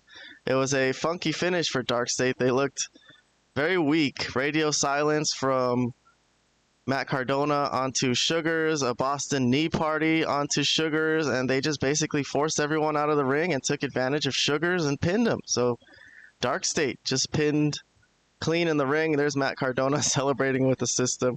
I've mentioned that I don't like seeing the system as baby faces here. It's not doing much for me. This whole feud didn't do much for me. This match didn't really do much for me, unfortunately. So this brings Dark State down to earth, it seems. I don't know. This was the one match that TNA got over on NXT. But still, I don't like the storyline overall. But I'm going to move on to the next one. Next, we got a little injury report. Casey Navarro is cleared for his tag title match tonight with First Class. And Elijah, who I have not missed, is still out with a torn tricep. So, next up, interesting matchup, grudge match. After a video package, we get Indy Hartwell against Tessa Blanchard. Here's Tessa coming out with her bestie, Victoria. They seem very, very close friends.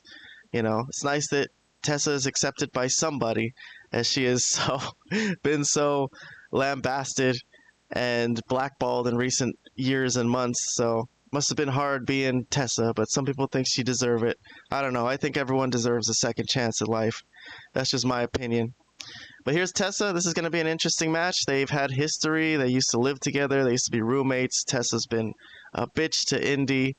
And here we go with the match. Very intense start to the match as Tessa very violently pie faces her, and the match is on. All right, so a story in this match was that Tessa was working the left knee of Indy. So Indy would sell this throughout the night as something that troubled her.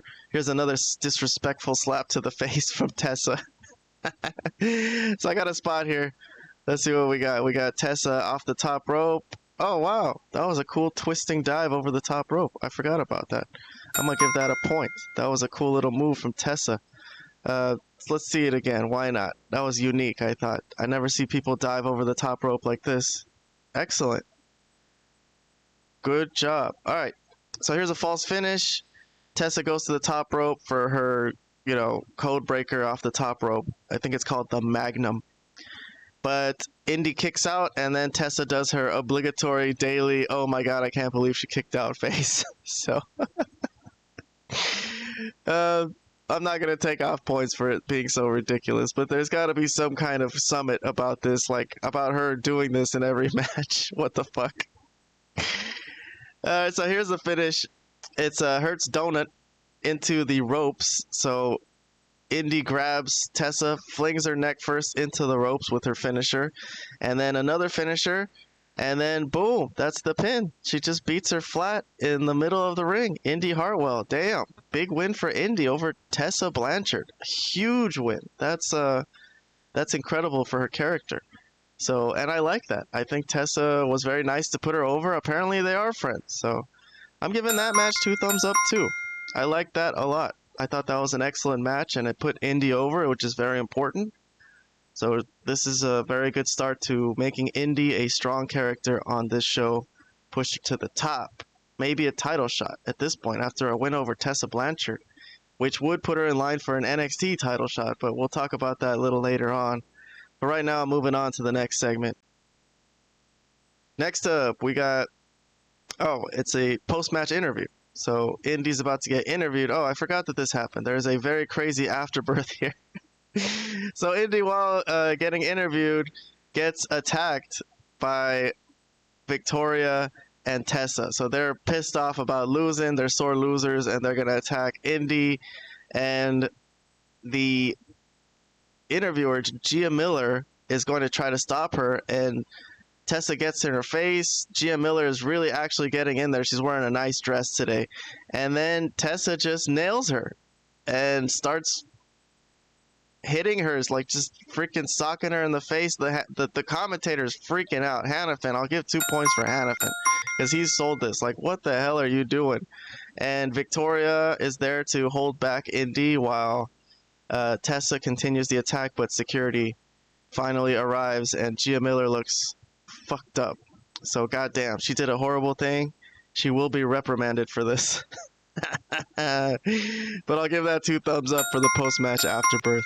Good stuff there. It's going to lead to interesting storyline, as Santino will have to grow some balls sooner or later and try to get control of this girl who is basically just gone insane because she can't take a loss. So we will see more of that later on.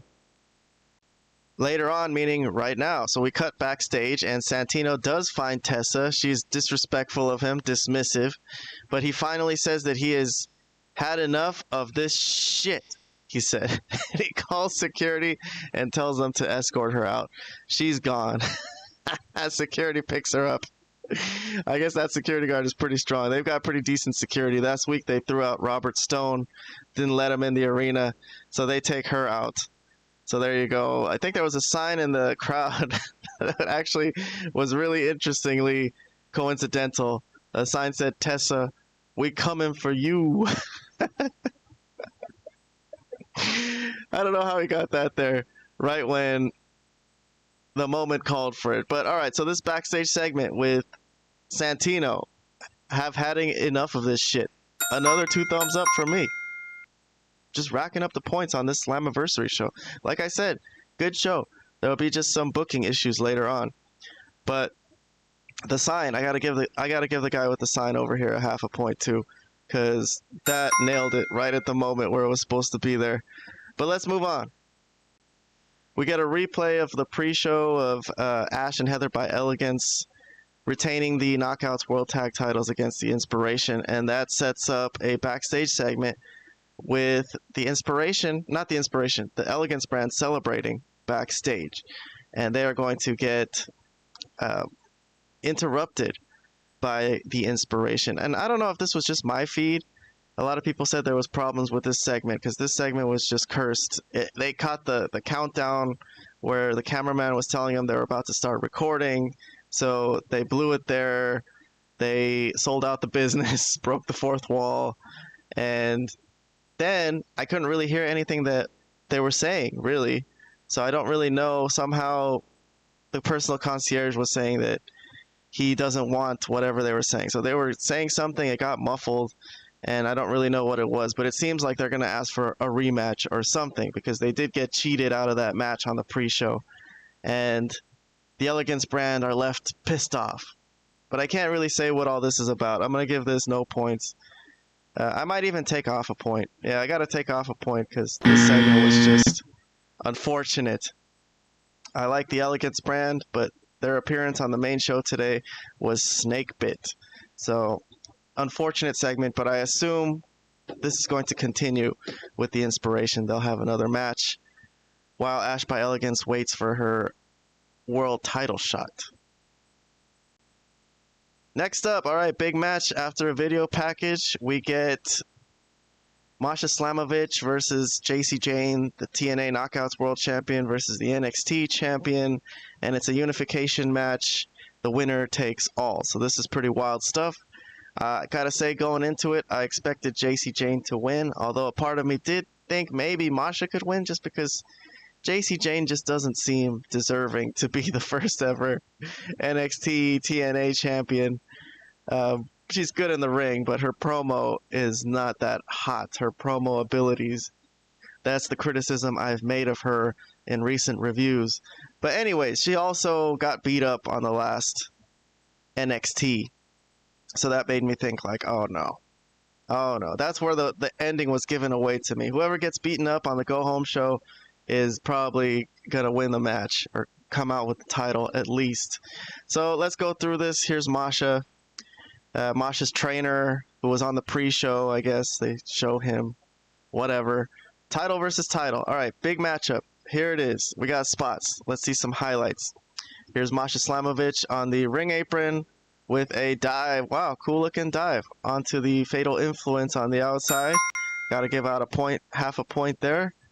Here's some more interference as Fallon Henley pulls JC Jane, and in turn that pulls Masha into the post. So she's helping her girl get an advantage here, and then JC with the move that she does, top rope off the ring apron, dive off the ring apron onto Masha over there.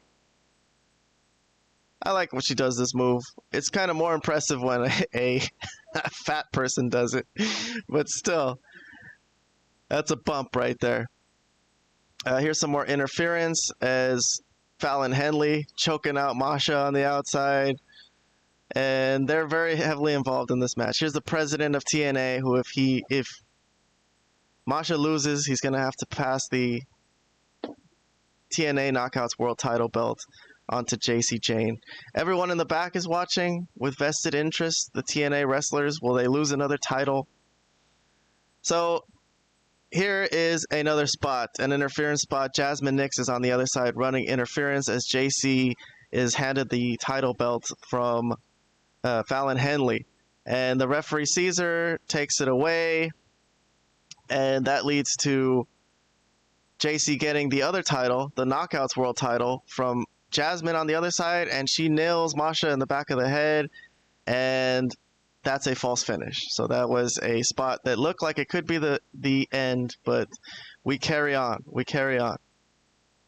More interference. After JC Jane takes a Bizaiko knee and is in trouble, Fatal Influence are up on the ring apron and enter Xia Li and Lei Ying Li and Xia Brookside. Sorry, I got them mixed up. Xia Brookside and Lei Ying Li. So they fight off with the heels. And meanwhile, though, in the ring, we get a ref bump. So here's a female ref bump. We saw one of these at Evolution the other night, but the referee takes a kick from JC Jane.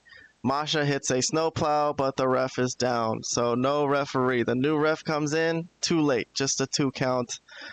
Masha is pissed off. And after a series of pin reversals, so they started pinning each other, going back and forth, it's a rolling encore from JC Jane, and that's it. She picks up the win. Tom Hannafin, the TNA commentator, is like, as soon as it happened, he said, "Oh my God," like his heart dropped. He couldn't believe it. And there you go. The post-match outcomes. Carlos Silva, I think his name is.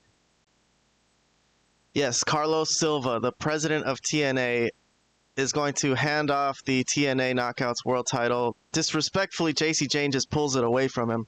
She doesn't even wait for him to hand it. That's how much respect she has for this brand, this company. But yeah, he's going to walk away dejected. But in real life, this is all his idea, it seems. I think he accepts that TNA is below WWE and is just catering to them, it seems. I don't know. This is a rough one. I gotta say, I thought the match was exciting. It had all the standard interference spots. It worked out well as a match. They all did their jobs. But as for TNA losing both their world titles, and as we'll see later on in the show, their freaking men's world title as well. This is not looking good for TNA. I don't know. I don't really see the point of this, of just giving away literally all your titles. It was hard to see this going the other way, but it just made more sense that Masha Slamovich would go over JC Jane. But it was hard for me to imagine WWE giving away one of their titles to another company. So I had a hard time seeing that happen too. And yes, I expected this. I saw it coming, and it happened. So it hurts. It hurts. I don't know if I think TNA fans are a little upset by it too. So we'll see if this leads to any management changes, or if this is just going to keep going the same way, or if maybe WWE is just going to straight out own this shit. I guess we'll see someday. But yeah, I gave this 2 thumbs down. I took off 2 points, despite it being a good match for the booking. I'm moving on. Next, we got a replay from the pre-show. It's Hometown Man rolling up Eric Young.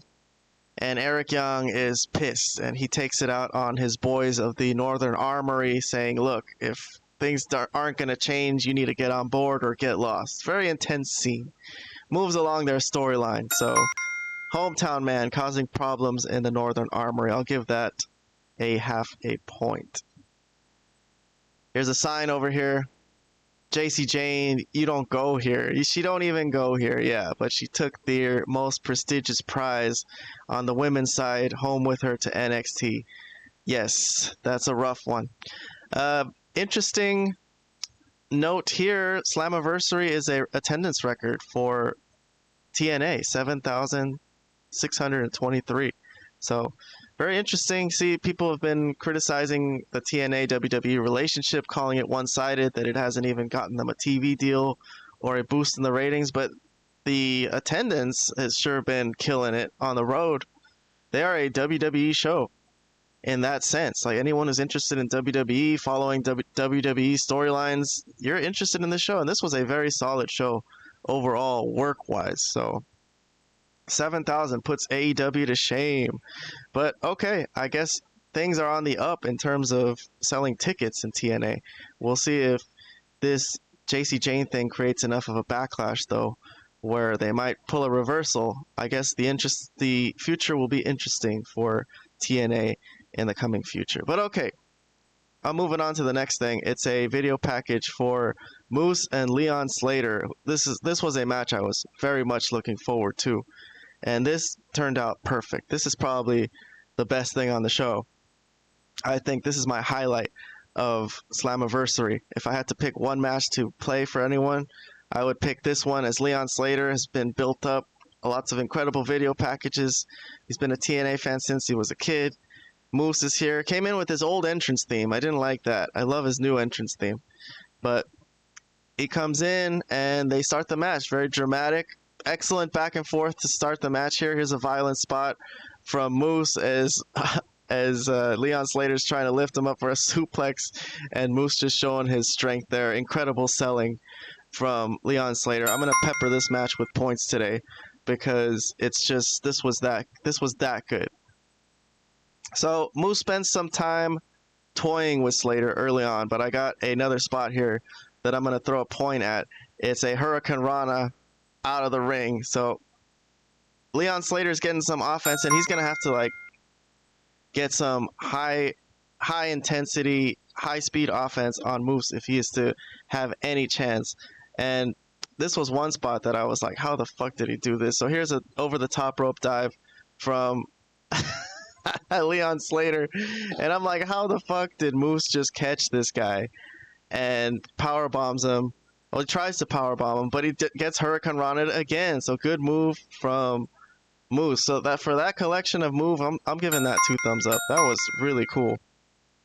Here's another spot from Leon Slater. Over the top rope dive. Damn, man, this is incredible. This is incredible. So Leon Slater throwing everything he's got. He's the definition of the X division. Here's another spot where Leon Slater's trying to take Moose up in the air, and he does. He's going to give him a rack blue power bomb, even though Moose is so freaking big. This was a very impressive move from Leon Slater. Not the finish, but good enough for 2 points from me on my review today. Here's a spear. He did his own spear and a 450, and it led to a false finish. So that looked like a moment where he could win, but he is shook that he didn't finish him off. And here's the finish.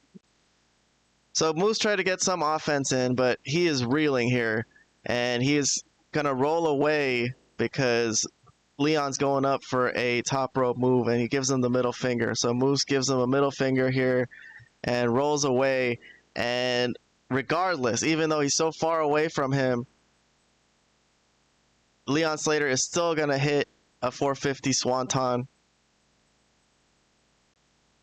and that's the match. So Leon Slater pulls it off. Incredibly done. Well-worked match. Incredibly worked match. You know what? I'm giving this match, I'll give it 4 points on my scale. I'm gonna say I loved it, and I'm gonna give it a thumbs up too. So I'm trying to give this match a lot of love. This was really perfect. This was as perfect as you could put someone over, and this was really important. He is the new face of the X Division, and he is their best prospect. Leon Slater is. If WWE's looking, this is the coolest guy in TNA. He's 20 years old. Carlos Silva here, and Moose takes the belt from Carlos Silva. It looks like he's going to be disrespectful for a minute, but no. He pulls Leon Slater around and puts the belt on his waist himself, shows the respect, and walks out of the ring, and actually is really nice to him. So I don't know if this is a face turn for Moose, as the system has turned face recently, but that was nice, and Leon Slater is really excited about this. And this leads directly into our next segment, which is the return of the phenomenal AJ Styles, and the crowd is jazzed up to see him. I'm jazzed up to see this. I gotta give this 3 points just for the nostalgia. I love TNA. That's why all this WWE stuff is very hard to swallow, because I followed them since 2002. I've seen so many AJ Styles matches, and to see him back in TNA is just very nostalgic and cool looking. So he's going to come in and basically put Leon Slater over, calling him the future, respect, shakes his hand. And this is all well and good. It's what he's supposed to do. And then the crowd kept chanting one last match. They want AJ to have one last match in TNA. So that could happen. But it was an appearance from AJ Styles, and I'll give him another point just for putting Leon Slater over, because that's just important, man. That's what they got to keep hammering home. This is their biggest star, to be honest. Wrestle's a very dangerous style, but it's an incredibly attractive style for the fans. I hope he can keep it up and not get hurt, though, because he's done some pretty ridiculous things flying around recently. But I'm moving on to the next match. Next up, it's the four-way ladder match. It's the Rascals, the Nemeth, the Hardys, and First Class. The Nemeth are trying to retain these titles. The Hardys say they'll break up as a team if they don't win it. Here come the Rascals. They got Myron Reed filling in for Trey Miguel, and that's the only thing of note to report. Some people rapped on the way to the ring for AJ Francis and Casey Navarro's entrance for First Class. Oh, AJ Francis actually took a shot. But this match had, I am reminded after taking that shot, this match had a ridiculous AJ Francis spot that I gotta show you guys in a minute, because he took some fucking crazy bump. Here come the Hardys, and here come the Nemeth. Okay, so here's a spot. It's Casey Navarro was trying to step on AJ Francis's shoulders to get that title belt instead of the ladder, but got drop kicked by Nick Nemeth. So I like that idea for a second. It seemed kind of funny, but it just didn't go nowhere. I still give it a half point for the attempt. Here's a Myron Reed with a flame on. Wow, what the fuck? I've never seen that before. That was cool. It was like a diamond cutter over the top rope onto the outside. So I'm gonna give that spot a thumbs up for Myron Reed. I don't know where he came from. I know he was a friend of the Rascals for many years, and he's filling in, but this guy must be wrestling somewhere. He's really good. Here's another spot. It's who was that? AJ Francis is under the ladder, and he's gonna push Zachary Wentz off it and accidentally onto Casey Navarro, and he breaks the ladder. That was a funky spot. I'll give that a half point. At least the ladder broke, as we'll see later on. Sometimes it doesn't break. But here's Johnny Damon. Interestingly, he's been in TNA before many, many years ago, but he's the Boston Red Sox former center fielder, legend, champion. I remember him very much, and he's jaw-jacking with Ryan Nemeth, and he pushes Ryan Nemeth. So he's involved in this match a little bit for no reason. But Nick Nemeth holds back his brother, and they go back to the match. So here's another wild spot. It's AJ Francis. Everyone hold on to your ass, because he's going to the top of that ladder, and he is going to do a moonsault onto everybody. I love how AJ Francis sells when he does that shit. He's just like his head bobbles around. It's so freaking funny. We gotta see this again.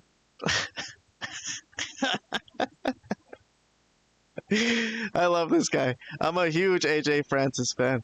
Here's another spot.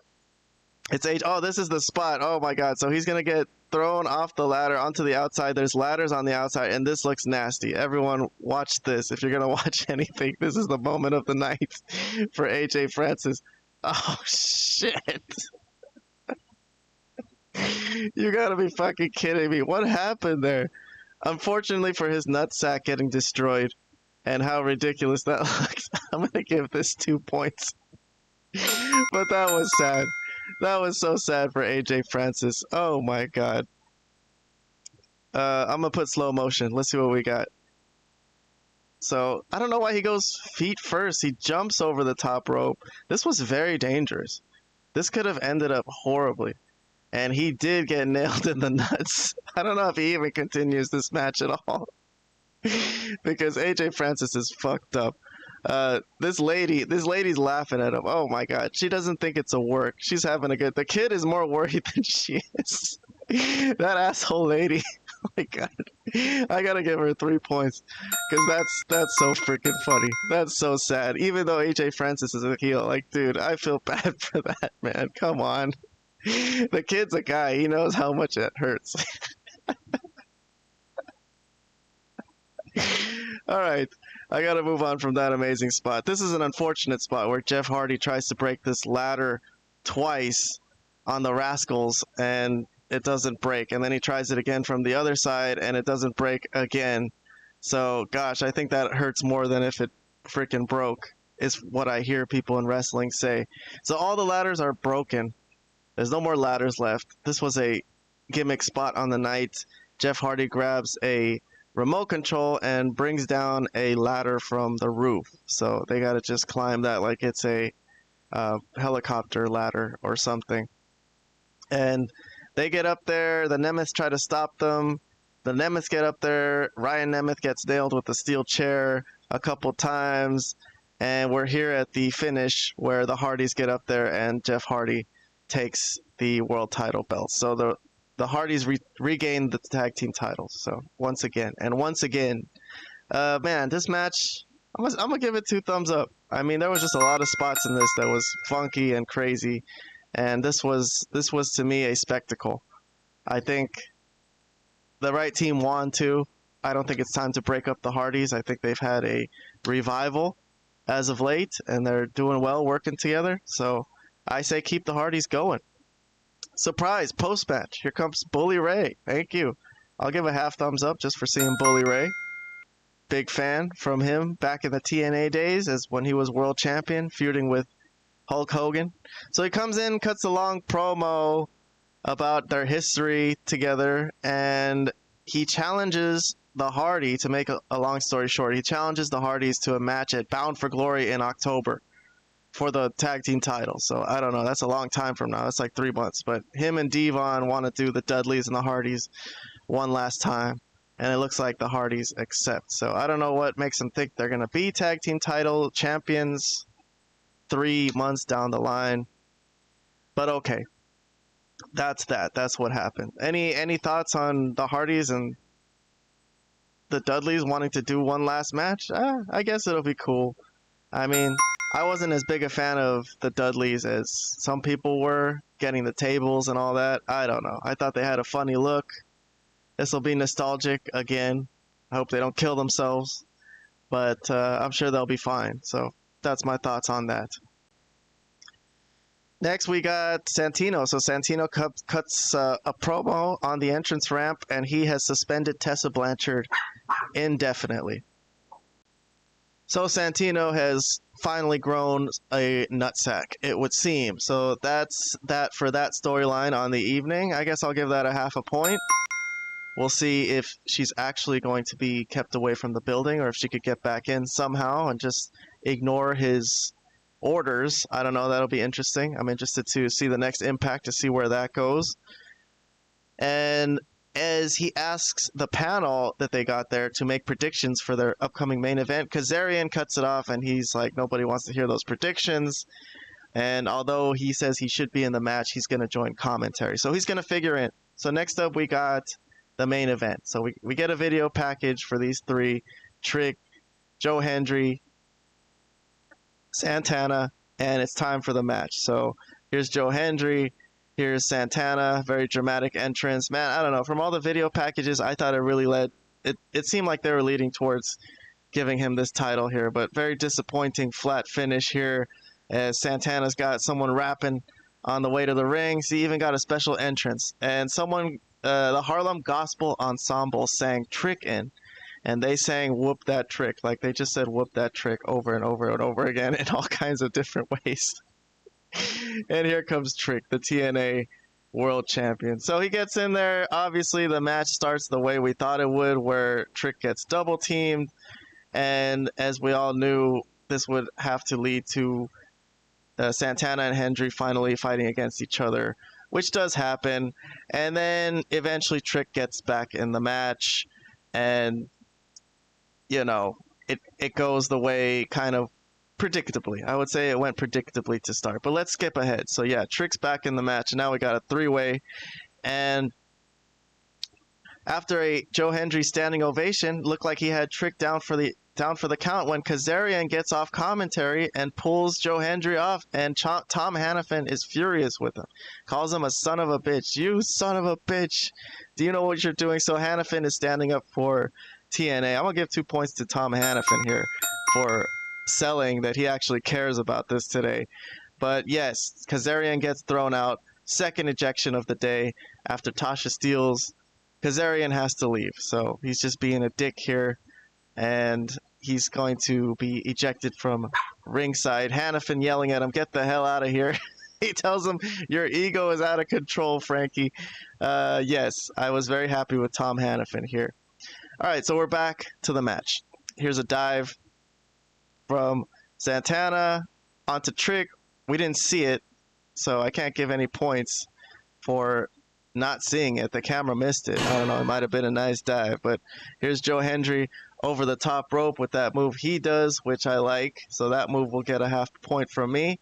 He does that every so often. I like that move. And Trick, it looks like he's going to get helped out by staff, by referees. And at this point, I thought he was out. I thought that's how they were going to end this and give it to somebody here. One of the two, Santana, it seems. So here's a false finish. Santana kicked out of a standing ovation. The match carries on, and Santana's telling Hendry to bring it on, right? It's an intense ending, and here's the finish. So it looked like it was over. This is a second spin kick today. Joe Hendry's taking Santana's second finisher, and then Trick runs in at the last second, throws Santana out of the ring, and I hate that ending. I hate this. This is awful. Yeah, it was a fine match. The ending really was kind of shitty, and for the booking itself, I'm going to give this a -5 rating. This made me sick vomit emoji. So unfortunately, I'm going to have to take off some points on my TNA Slammiversary review, down to 47.5. Still a good score, still enjoyable, but God, this booking makes me sick. I don't really understand it. I thought since they have lost the women's Knockouts world title, maybe they would get this one back, but now they lost both of them. So, and all the build-up they've done for Santana, again, he doesn't get it done. It's getting old. I don't know. I don't really know what the plan is, but yes, TNA president Carlos Silva again with his head down in shame, lifting Trick Williams' arm, and the show goes off the air like that. So okay, that's it. That's my review of Slammiversary. 47.5 points. Very good score for a 3.5-hour show, almost, with the pre-show a little bit longer. But yeah, I was happy with it overall. I still think everything looks very professional and well done. The work is good. It's just the booking for certain matches, basically the NXT stuff. Everything else turned out really good. The Mustafa Ali, Cedric match, the Leon Slater and Moose match, there was a lot of good stuff on this show, so I have to give it its credit. But otherwise, there is some things that are remain to be seen if they will have some kind of resolution for TNA. Like, is TNA going to get over at some point or not? Like, are they just going to be subservient to WWE? That's the question. So, all right, remains to be seen. We'll get some answers on NXT tonight when JC Jane is going to come out and definitely brag about what happened. And Masha might be there too, I'm guessing. So we shall see. We're going to move on to Monday Night Raw from last night. Let's get that over with. All right, we start with a video package. It's Roman Reigns. Roman Reigns is back. Last week he saved his brother Jay and CM Punk from an attack from the hands of the Seth Rollins stable. The Seth Rollins-less Seth Rollins stable, now led by Paul Heyman, I guess, and Braun Breaker and Bronson Reed. So we are looking forward to the return of Roman Reigns tonight. So that's what we got to look forward to. That's what the show opened with. And this is the first segment of the day. So it starts with Dominic Mysterio and Finn Balor coming in. And basically, AJ Styles has been harassing Dominic, getting on, following him everywhere he's going because he knows Dominic is lying about the injury. Although Dominic has a real injury, I think. But in the storyline, they've made it like he's a weasel who has a doctor's note. And AJ Styles just keeps showing up everywhere. Here he's the valet. Later on, he'll be different things. But yeah, Dominic was telling him this is harassment. And then AJ just throws the key. But I thought it was funny how Dominic just left the keys with him. Like, he just totally believed that he's the valet. So I'm going to throw a half point at the opening segment to start the show. Kind of funny. AJ Styles is here. He was just at Slammiversary a couple nights ago. So look at him working in WWE one day, working in TNA the other day. Who the hell thought that this would be how things would go? But all right, the show opens. The show opening segment actually in the ring is CM Punk. So CM Punk cuts a promo. He talks his upcoming match with Gunther. And basically, in a long story short for his promo, says he'll leave it all in the ring and he's going to give everything he's got at Gunther. And Gunther comes in and he looks very serious. They have a very dramatic stare-off. This was all really good. I like this. I like this a lot. Just for that, even just for them just looking at each other. This is nice. This is a nice, tasty matchup that I am looking forward to very much. Took a while to start talking with all the booing for Gunther, but he cuts a very good promo. Says they're both similar. They both got big egos, which he understands since CM Punk has been getting cheers for all these years. Understands why he has an ego, but he says that his ego is based on just what the fans think, and Gunther's ego, his own, is based on his accolades. So he says he's going to make Punk regret becoming a wrestler. He's going to maul him and drop him like a wet towel. Like, god damn. This was freaking awesome.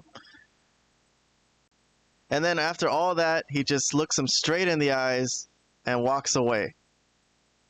Turns his back on him. So this was all very excellent stuff. Excellent stuff, and I loved it. I gotta say, I'm throwing 3 points in my Raw review for this segment because this is awesome. I don't know. I think this is one of the best bookings I could come up with. This is just perfect. This is gonna be good. This is definitely gonna be good. I'm curious to see where it's gonna go. I guess the question is, do you see CM Punk winning a title and becoming a world champion? I don't know. I personally don't think so. I don't feel it in my gut. Not yet. Maybe he has a longer road since his comeback before he becomes champion. But all right, we're moving on to the next segment. Next, we got Stephanie Vaquer. Byron Saxton is going to ask her about her feud with the Chelsea Green stable.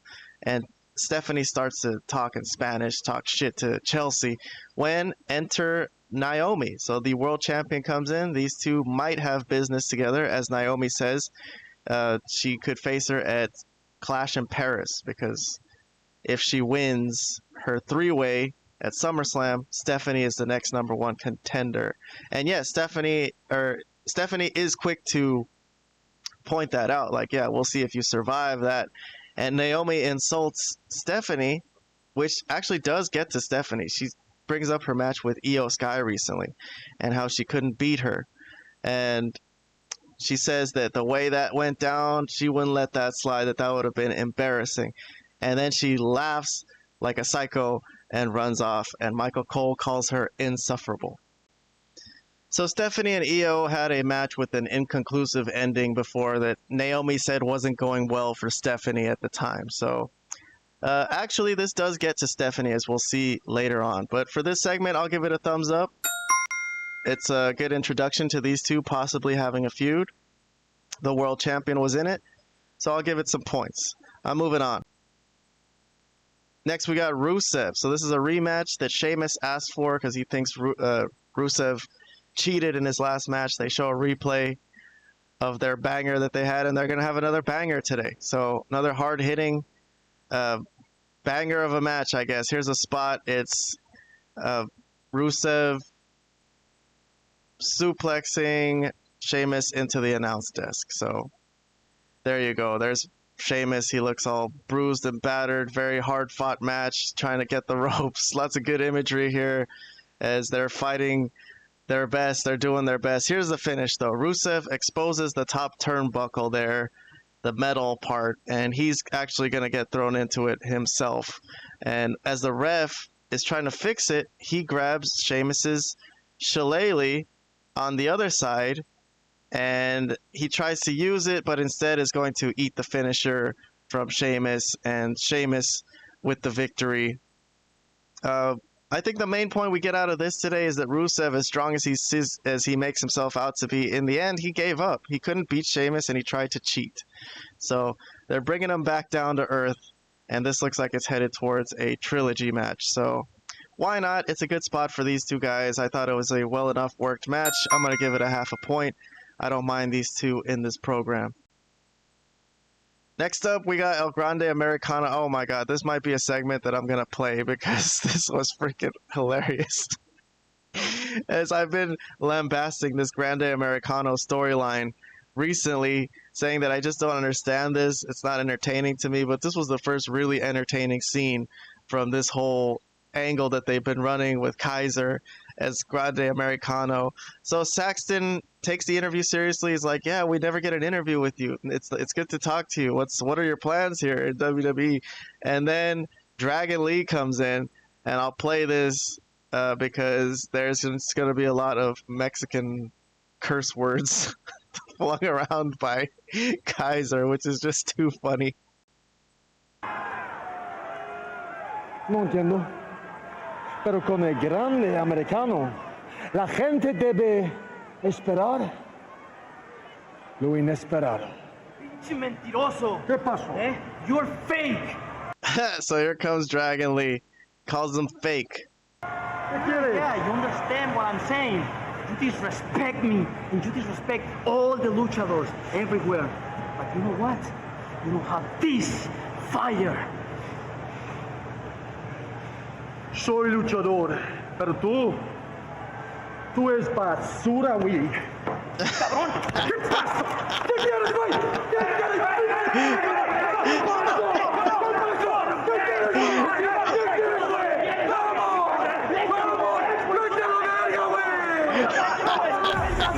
Oh, I know you need to brush up on your... Oh my god, ¿qué quieres, güey? Mete la verga, güey. Oh my god. This is like, maybe it's because it's in Spanish, they could curse. I don't know. I don't know what's going on there, but I thought, well, this is Netflix. So Netflix, they can curse a little bit. So that was, they start fighting, they get pulled apart. And Ludwig Kaiser is just cursing up a storm in Spanish. And I love this and then some. So I'm giving this 3 points, and then I'm giving it a thumbs up too, because this made me laugh. Like after it happened, I started realizing how freaking funny this was, and I'm like, did that just really happen? But okay, I'm gonna move on from this. Like I said, that was the first segment that I thought I found entertaining with Kaiser as El Grande Americano. If that's gonna be his thing, where he's just a cursing luchador, I will take it.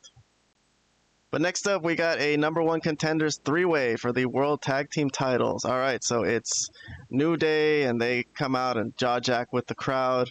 I'll give him a half point for doing the Eric Young for their company. Jaw-jacking with the crowd, that's always fun. Why not? Here's the LWO, Cruz del Toro, Joaquin Wilde, and American Made with Ivy Nile. So before we get to that match, there's an interesting twist in another storyline. I'll get back to that in a second. But as everyone's making their way to the ring, Bayley is backstage, and she is confronted by Lyra Valkyria, who is stunned to find out that she's teaming with Bayley tonight after they've been through a horrible feud just right now. Bayley's like, yeah, let's get back together as a team and let's win the tag team titles. I got a tag team title shot. And Lyra's like, what the fuck kind of game are you trying to play? And Bayley's just gaslighting her. She's like ignoring the fact that she's even upset. She's like, let's go pull this off. So Lyra doesn't really say no. She's just upset about it. But it's an interesting twist. I'll still give this a thumbs up just to see where this is going, because Bayley lost to Lyra last week, and it seems like she is trying to get back at her in some way.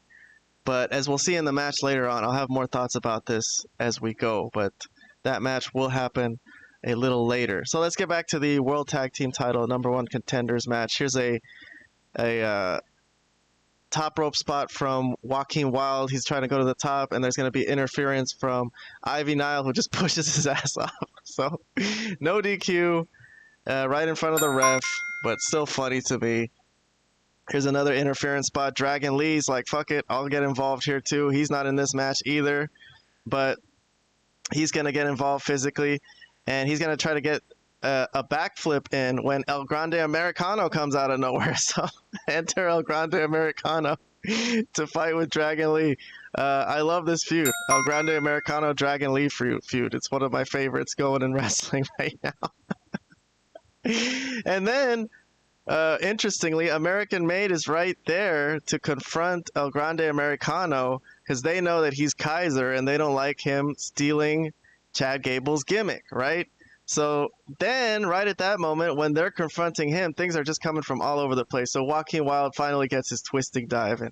So, okay, that whole sequence right there, I really like that. I'll give that 2 points. And then the finish. So the finish here is Xavier getting buried. So he's going to get pushed off by Joaquin Wilde, who we just saw do that cool move. But this was a showcase for Joaquin Wilde, really, as he flings Xavier out of the ring and then gets a nice roll-up in on Kofi Kingston. And a huge win for the LWO. First time they made Joaquin Wilde look that good in my memory. And he runs off very smartly before New Day can get in there and attack him. So that's that. And El Grande Americano is there. And New Day are stunned that they've lost. And LWO are the next challengers for the tag team titles. So, all right, you know what? I'll give that a thumbs up for the LWO. I think they made them look good there and gave them some legitimacy. Why not? Next up, we got a replay. It's the Kabuki Warriors. They got cheated out of a tag match last week by Dominic Mysterio, as they could not win the tag team titles from Roxanne and Raquel. But here they are backstage. So they're hanging out with, this is Damage Control, it seems. I don't know if they're still Damage Control really, but they're still friends. They're talking about winning titles and everything, and all confident in themselves when Stephanie Vaquera walks in. So she has a tense moment with Io Sky, and Io says that as far as she remembers in that match, in their last match, she had her beat, which Stephanie says, well, we don't have to wait till Paris to find out. Let's do it tonight. So yeah, Io's like, you know what? How about tonight? And challenge accepted. So straightforward, they just walk up to each other like, hey, there's some tension brewing. They're like, let's do this tonight. Let's do this shit right now. So 2 thumbs up for Stephanie and Io. Really like that. Way to set up a match right there. Next up, we got another video package. It reviews just basically the whole swerve from WrestleMania. So this is a long-running storyline. They review Seth Rollins and Heyman swerving Punk and Roman Reigns. So we'll get more Roman Reigns, Paul Heyman stuff later tonight, which I'll get to.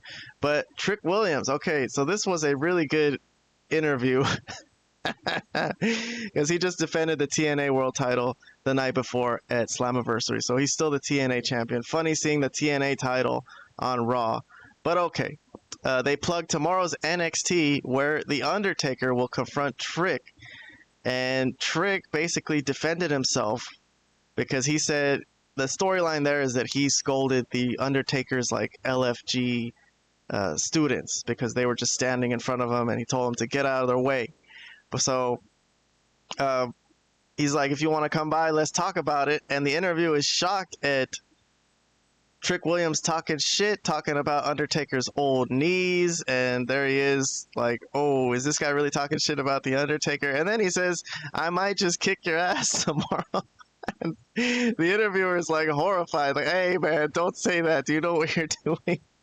But to me, this was one of Trick's best promos. This was amazing. This made me think that he might go past Carmelo Hayes when it comes to him on the main roster, because this was a showcase Trick promo, one of the best ones that I've seen. Even as they go off the air, the interviewer is like, dude, what are you doing? Are you insane? So that was really good. I loved it. We got to move on, though. Backstage, Dominic, he doesn't want to do that medical exam.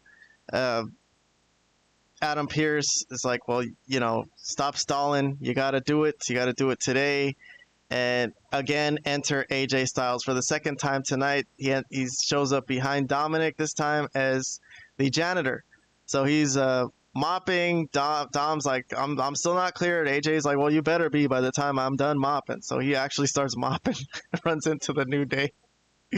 So we go to a separate storyline here. The New Day are upset about their World Tag Title loss. And this is actually something I might play. I thought this was a funny thing from the New Day, who I thought got buried, but still, if they're in storylines, I don't consider that a burial if they're featured.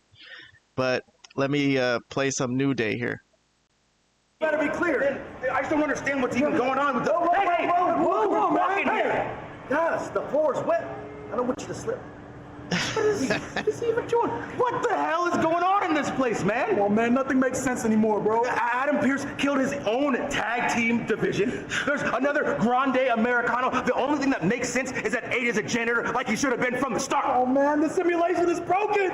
Help! Tech support! Oh, come on, you know, we're the greatest tag team of all time, Kofi. And as the greatest tag team of all time, we gotta do something to restore some order, restore some power. Yeah, man, we need an advantage. We need some leverage. Hey, Xavier, Kofi, I know we're mourning right now, but I have some great news. All right. I'm gonna skip after this. Basically, Grayson Waller comes in. That's all I wanted to play from the New Day. I thought that was amusing. I'll give their little spot there where they're frustrated, and I thought that was funny. I'll give that 2 points. And for the AJ Styles thing as the janitor, I'll throw that another point as well. So Grayson Waller, though, I don't really care. He's going to say that he's broken up with Theory, that they're done, and he's ready to work with the New Day. So New Day's like, sure, we'll take on a flunky, I guess. They're surprised that this fell in their lap, and they're willing to go there. So, all right. As for Grayson Waller becoming New Day's flunky, I don't know. I'll give it a half a point. I guess it could be funny. Why not? They could use some help. I don't know why he's willing to do this. Why doesn't he just go off on his own? But okay, that's what they want to do with Grayson Waller. Why not? I suppose Theory will come back at some point and they can feud or something. But I'm moving on. Next, we got Becky Lynch. So she's coming to the ring to cut a promo. I'm usually very down on Becky Lynch promos, especially they give her a lot of time to talk for some reason. But they replay last Monday when Lyra became the #1 contender, beating Bayley, and had a face-off with Becky to end that segment. But tonight, she talks a lot. I don't even know what she talks about. People wanting people to respect her, things like this. I don't know. She's just got to kill some time on this long-ass 3-hour show. So after she's done talking, she finally calls out Lyra. So here comes Lyra. She asks Lyra to shake her hand, be the bigger person and shake her hand. And it was a ruse. It was a swerve as Becky was going to try to attack her, but Lyra saw it coming and gave her her finishing move instead. So this leads directly into their match, the tag team title match, as Bayley comes out and as Becky is down, they're going to start the match, and Lyra looks upset that she's here doing this match. She doesn't want to do it, but she can't stand up for herself. She doesn't say anything. So, as for the segment with Becky and Lyra, I'm not going to give any points, but I'll move on to the tag title match. Here comes Roxanne and Raquel. Dom is with them, and this gets a introduction for the World Tag Team Championship. So here's the match. I'm skipping way into this match. Here's some interference. It's Dominic Mysterio. He's up on the apron, and Bayley gets distracted by him, and that's going to lead to Roxanne rolling her up.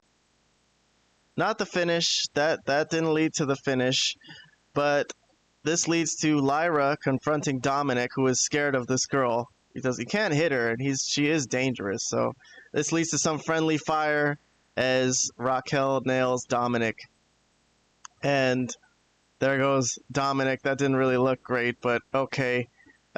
Dominic is out of the match, it seems, and here's a funny part. Third time in the day. I wasn't expecting this one, but the medic shows up to take care of Dominic, and it's AJ Styles. This one was pretty funny. When I was like, man, that was good writing. I love that one. Good story for AJ and Dominic today. And Dom runs away out of the ring from the other side. So here's interference from Becky Lynch. So Becky is going to cost Lyra and Bayley the tag titles, it seems, as she pulls Lyra off, and there's a finisher here as Raquel tags herself in, and Bayley is going to get nailed by Raquel with her finisher, and there goes Bayley and Lyra. So it was interesting to me that Bayley actually tried, Lyra actually tried. Once the match started, yeah, it was a match for the titles, and they wanted some gold. So they're not going to pass up that opportunity. But in the end, I don't know where this is going to lead. I don't know if Bayley's going to continue trying to be Lyra's friend or whatever the hell is going on there. I don't know. But for the match itself, I'll give it a half a point. I thought this was a decent World Tag Title match. There was interference. There was all kinds of stuff going on. It was exciting. So I'll throw it something. Next up, we got Sami Zayn. So Sami Zayn is here. He's not 100%. He's getting interviewed by Jackie Redmond, who is concerned for him, saying, do you really want to do this now? And Sami was like, yes, because he wants to end this thing with Cross. Before, Cross used to just talk. Now he's attacking him with pipes. So he wants to take care of this tonight. So he's going to go through with that match. I'll give this segment a half a point. Jackie Redmond was very involved in this. Very interesting to see her have some personality showing. But Sami goes out there for the match, so he's going to face off against Karrion Kross. They did the whole entrance this time. The whole Scarlet lip-syncing entrance. They actually did it to its fullest today. It's a real version of it. I haven't seen it done that way in a while. But before we get to that match, let's see. We got a couple things. Another video package. It's about Roman getting laid out the night before WrestleMania. So we're leading towards Roman coming back. They keep reminding us of the storylines that he's been involved in recently. They got to remind people because he hasn't been around in a while. But Dominic is backstage. He's tripping. He thinks AJ Styles is going to come out of nowhere at any minute all the time. And here comes Adam Pearce. So Adam Pearce puts his foot down. He's angry. He says, you will get stripped if you do not go to the medical right now and do your evaluation. So he's very authoritative here, and he forces them to do this medical exam. He's trying to get him cleared so he could face AJ Styles. So yes, that's got to happen right now, but we'll get back to that in a second. No points for me on that segment, I guess. I mean, I'll give a half a point to, you know what? I'll take that back. I'll give a half a point to Adam Pearce throwing his weight around. Why not? But we got to get back to the match. It's Sami. It's Cross. Sami is selling those ribs the entire match. Here's a nice backflip from Sami onto Cross on the outside. Got to give a half point there for that one. Nice looking spot. Tribute to Sabu there. And here's an interference spot. Okay, so Scarlett's over here as the ref is checking on Sami. She's trying to pass Karrion Kross the lead pipe or the steel pipe or whatever. And he takes too long. She's like anticipating the referee's going to turn around, and she pulls it back because she doesn't want to get caught and thrown out of here. So that was a nice spot. I think there was good timing on that spot. I'll give that some points for Scarlett. And then here's some more interference. She grabs Sami's leg, and Karrion Kross does pull out the pipe and nail Sammy to win this match. Basically, Cross is your winner. So, and then post-match, he's gonna kiss Scarlett, who is very happy about winning. The blood doesn't even bother her. And still yelling at Sammy to just tell him, say it, say I was right, basically. So he wants Sammy to admit that Sammy is struggling because he doesn't turn evil, and he's trying to get him to turn evil. So, all right, I like this match. I'll give this a thumbs up. I think this is headed somewhere, and I like the interference spots from Scarlett. I think this was a good showcase match for Karrion Kross. Good job. Next up, we got the backstage segment, the results. They're waiting for Dominic's results. Some guy comes out with paperwork, and he kind of, filibusters and says, we still need to wait on the results. And AJ is pissed. He's like, what the hell? So AJ gets jumped right at that second. When he's complaining about that, he gets nailed by Dominic. I don't know if that guy was sent by Dominic to stall for time, because he just says, I'm cleared. And he drops the paperwork on AJ Styles and says, I'll see you at SummerSlam. So the match is set. This is a feud that they've been building up. I'll give this segment a half a point for Dominic finally getting physical here and attacking AJ, leaving him on his ass. But very much looking forward to this match. This should be a good one that I'm predicting AJ Styles will win. All right, next up, we got the match that was just made between Io and Stephanie. But again, this is not going to have a conclusive ending. I'll give a half a point here for this good-looking through-the-middle rope dive from Io. That looked smooth. So, you know what? I'll give that a full point. That deserves more than a half a point. Here's a spot, another one for Stephanie over the top rope. I'll give that one a half point. They're working hard here. But I'm not going to say too much else about this match because the Secret Service enter. Here's a first interference spot from Chelsea Green's administration. And then Chelsea herself enters from the other side and causes the DQ. So this match gets thrown out. And this is right in front of the ref. Io is there. She helps Stephanie fight them off. And they run off Chelsea Green's administration, and they have some respect for each other. Stephanie and Io, they fought well together, kind of give each other a smile. This is post-match now, and as they're celebrating, running off Chelsea Green, Naomi comes from the back, pushes Io into Stephanie, and has a laugh at their expense. So she beats up on Io, but enter Rhea Ripley. So one of the participants in the world title three-way. She takes out the Secret Service, and everyone on her way to the ring takes out Naomi, gives her a power move right there, and she clears house. So there you go. All right, I got to give some ratings. For the match, the Io Stephanie match, I'm not going to give any points. It was thrown out. For the post-match with Stephanie getting attacked by Chelsea Green and Naomi, and then Rhea coming in to make the save, I'll throw all that a half a point. I think I kind of like this. Stephanie here is involved with some big characters in the main storylines. Good that they've got her in the mix. I think this is all working out well.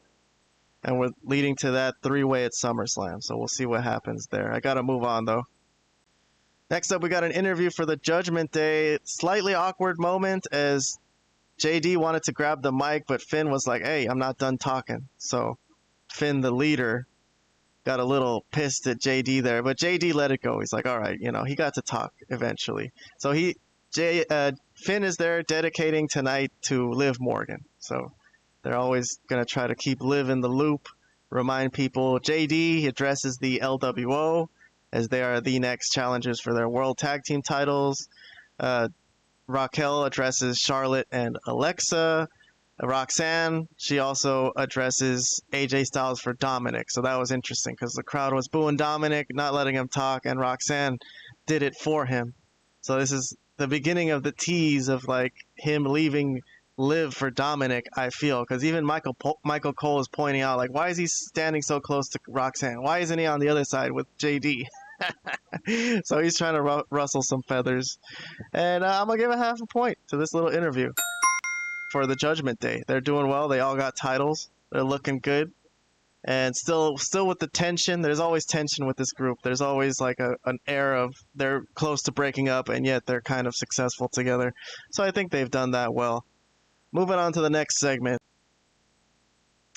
We got Paul Heyman. So Paul Heyman's coming out. This is the conclusion of the show. He's here with what's left of the Seth Rollins stable, Braun Breaker and Bronson Reed. And as he's going to cut a promo, he introduces his guys. And before he even starts to cut his promo, he's mad because Roman Reigns' music hits. And here's Paul Heyman making an angry face at hearing Roman Reigns' music hit. But here comes Roman. He confronts them all in the ring.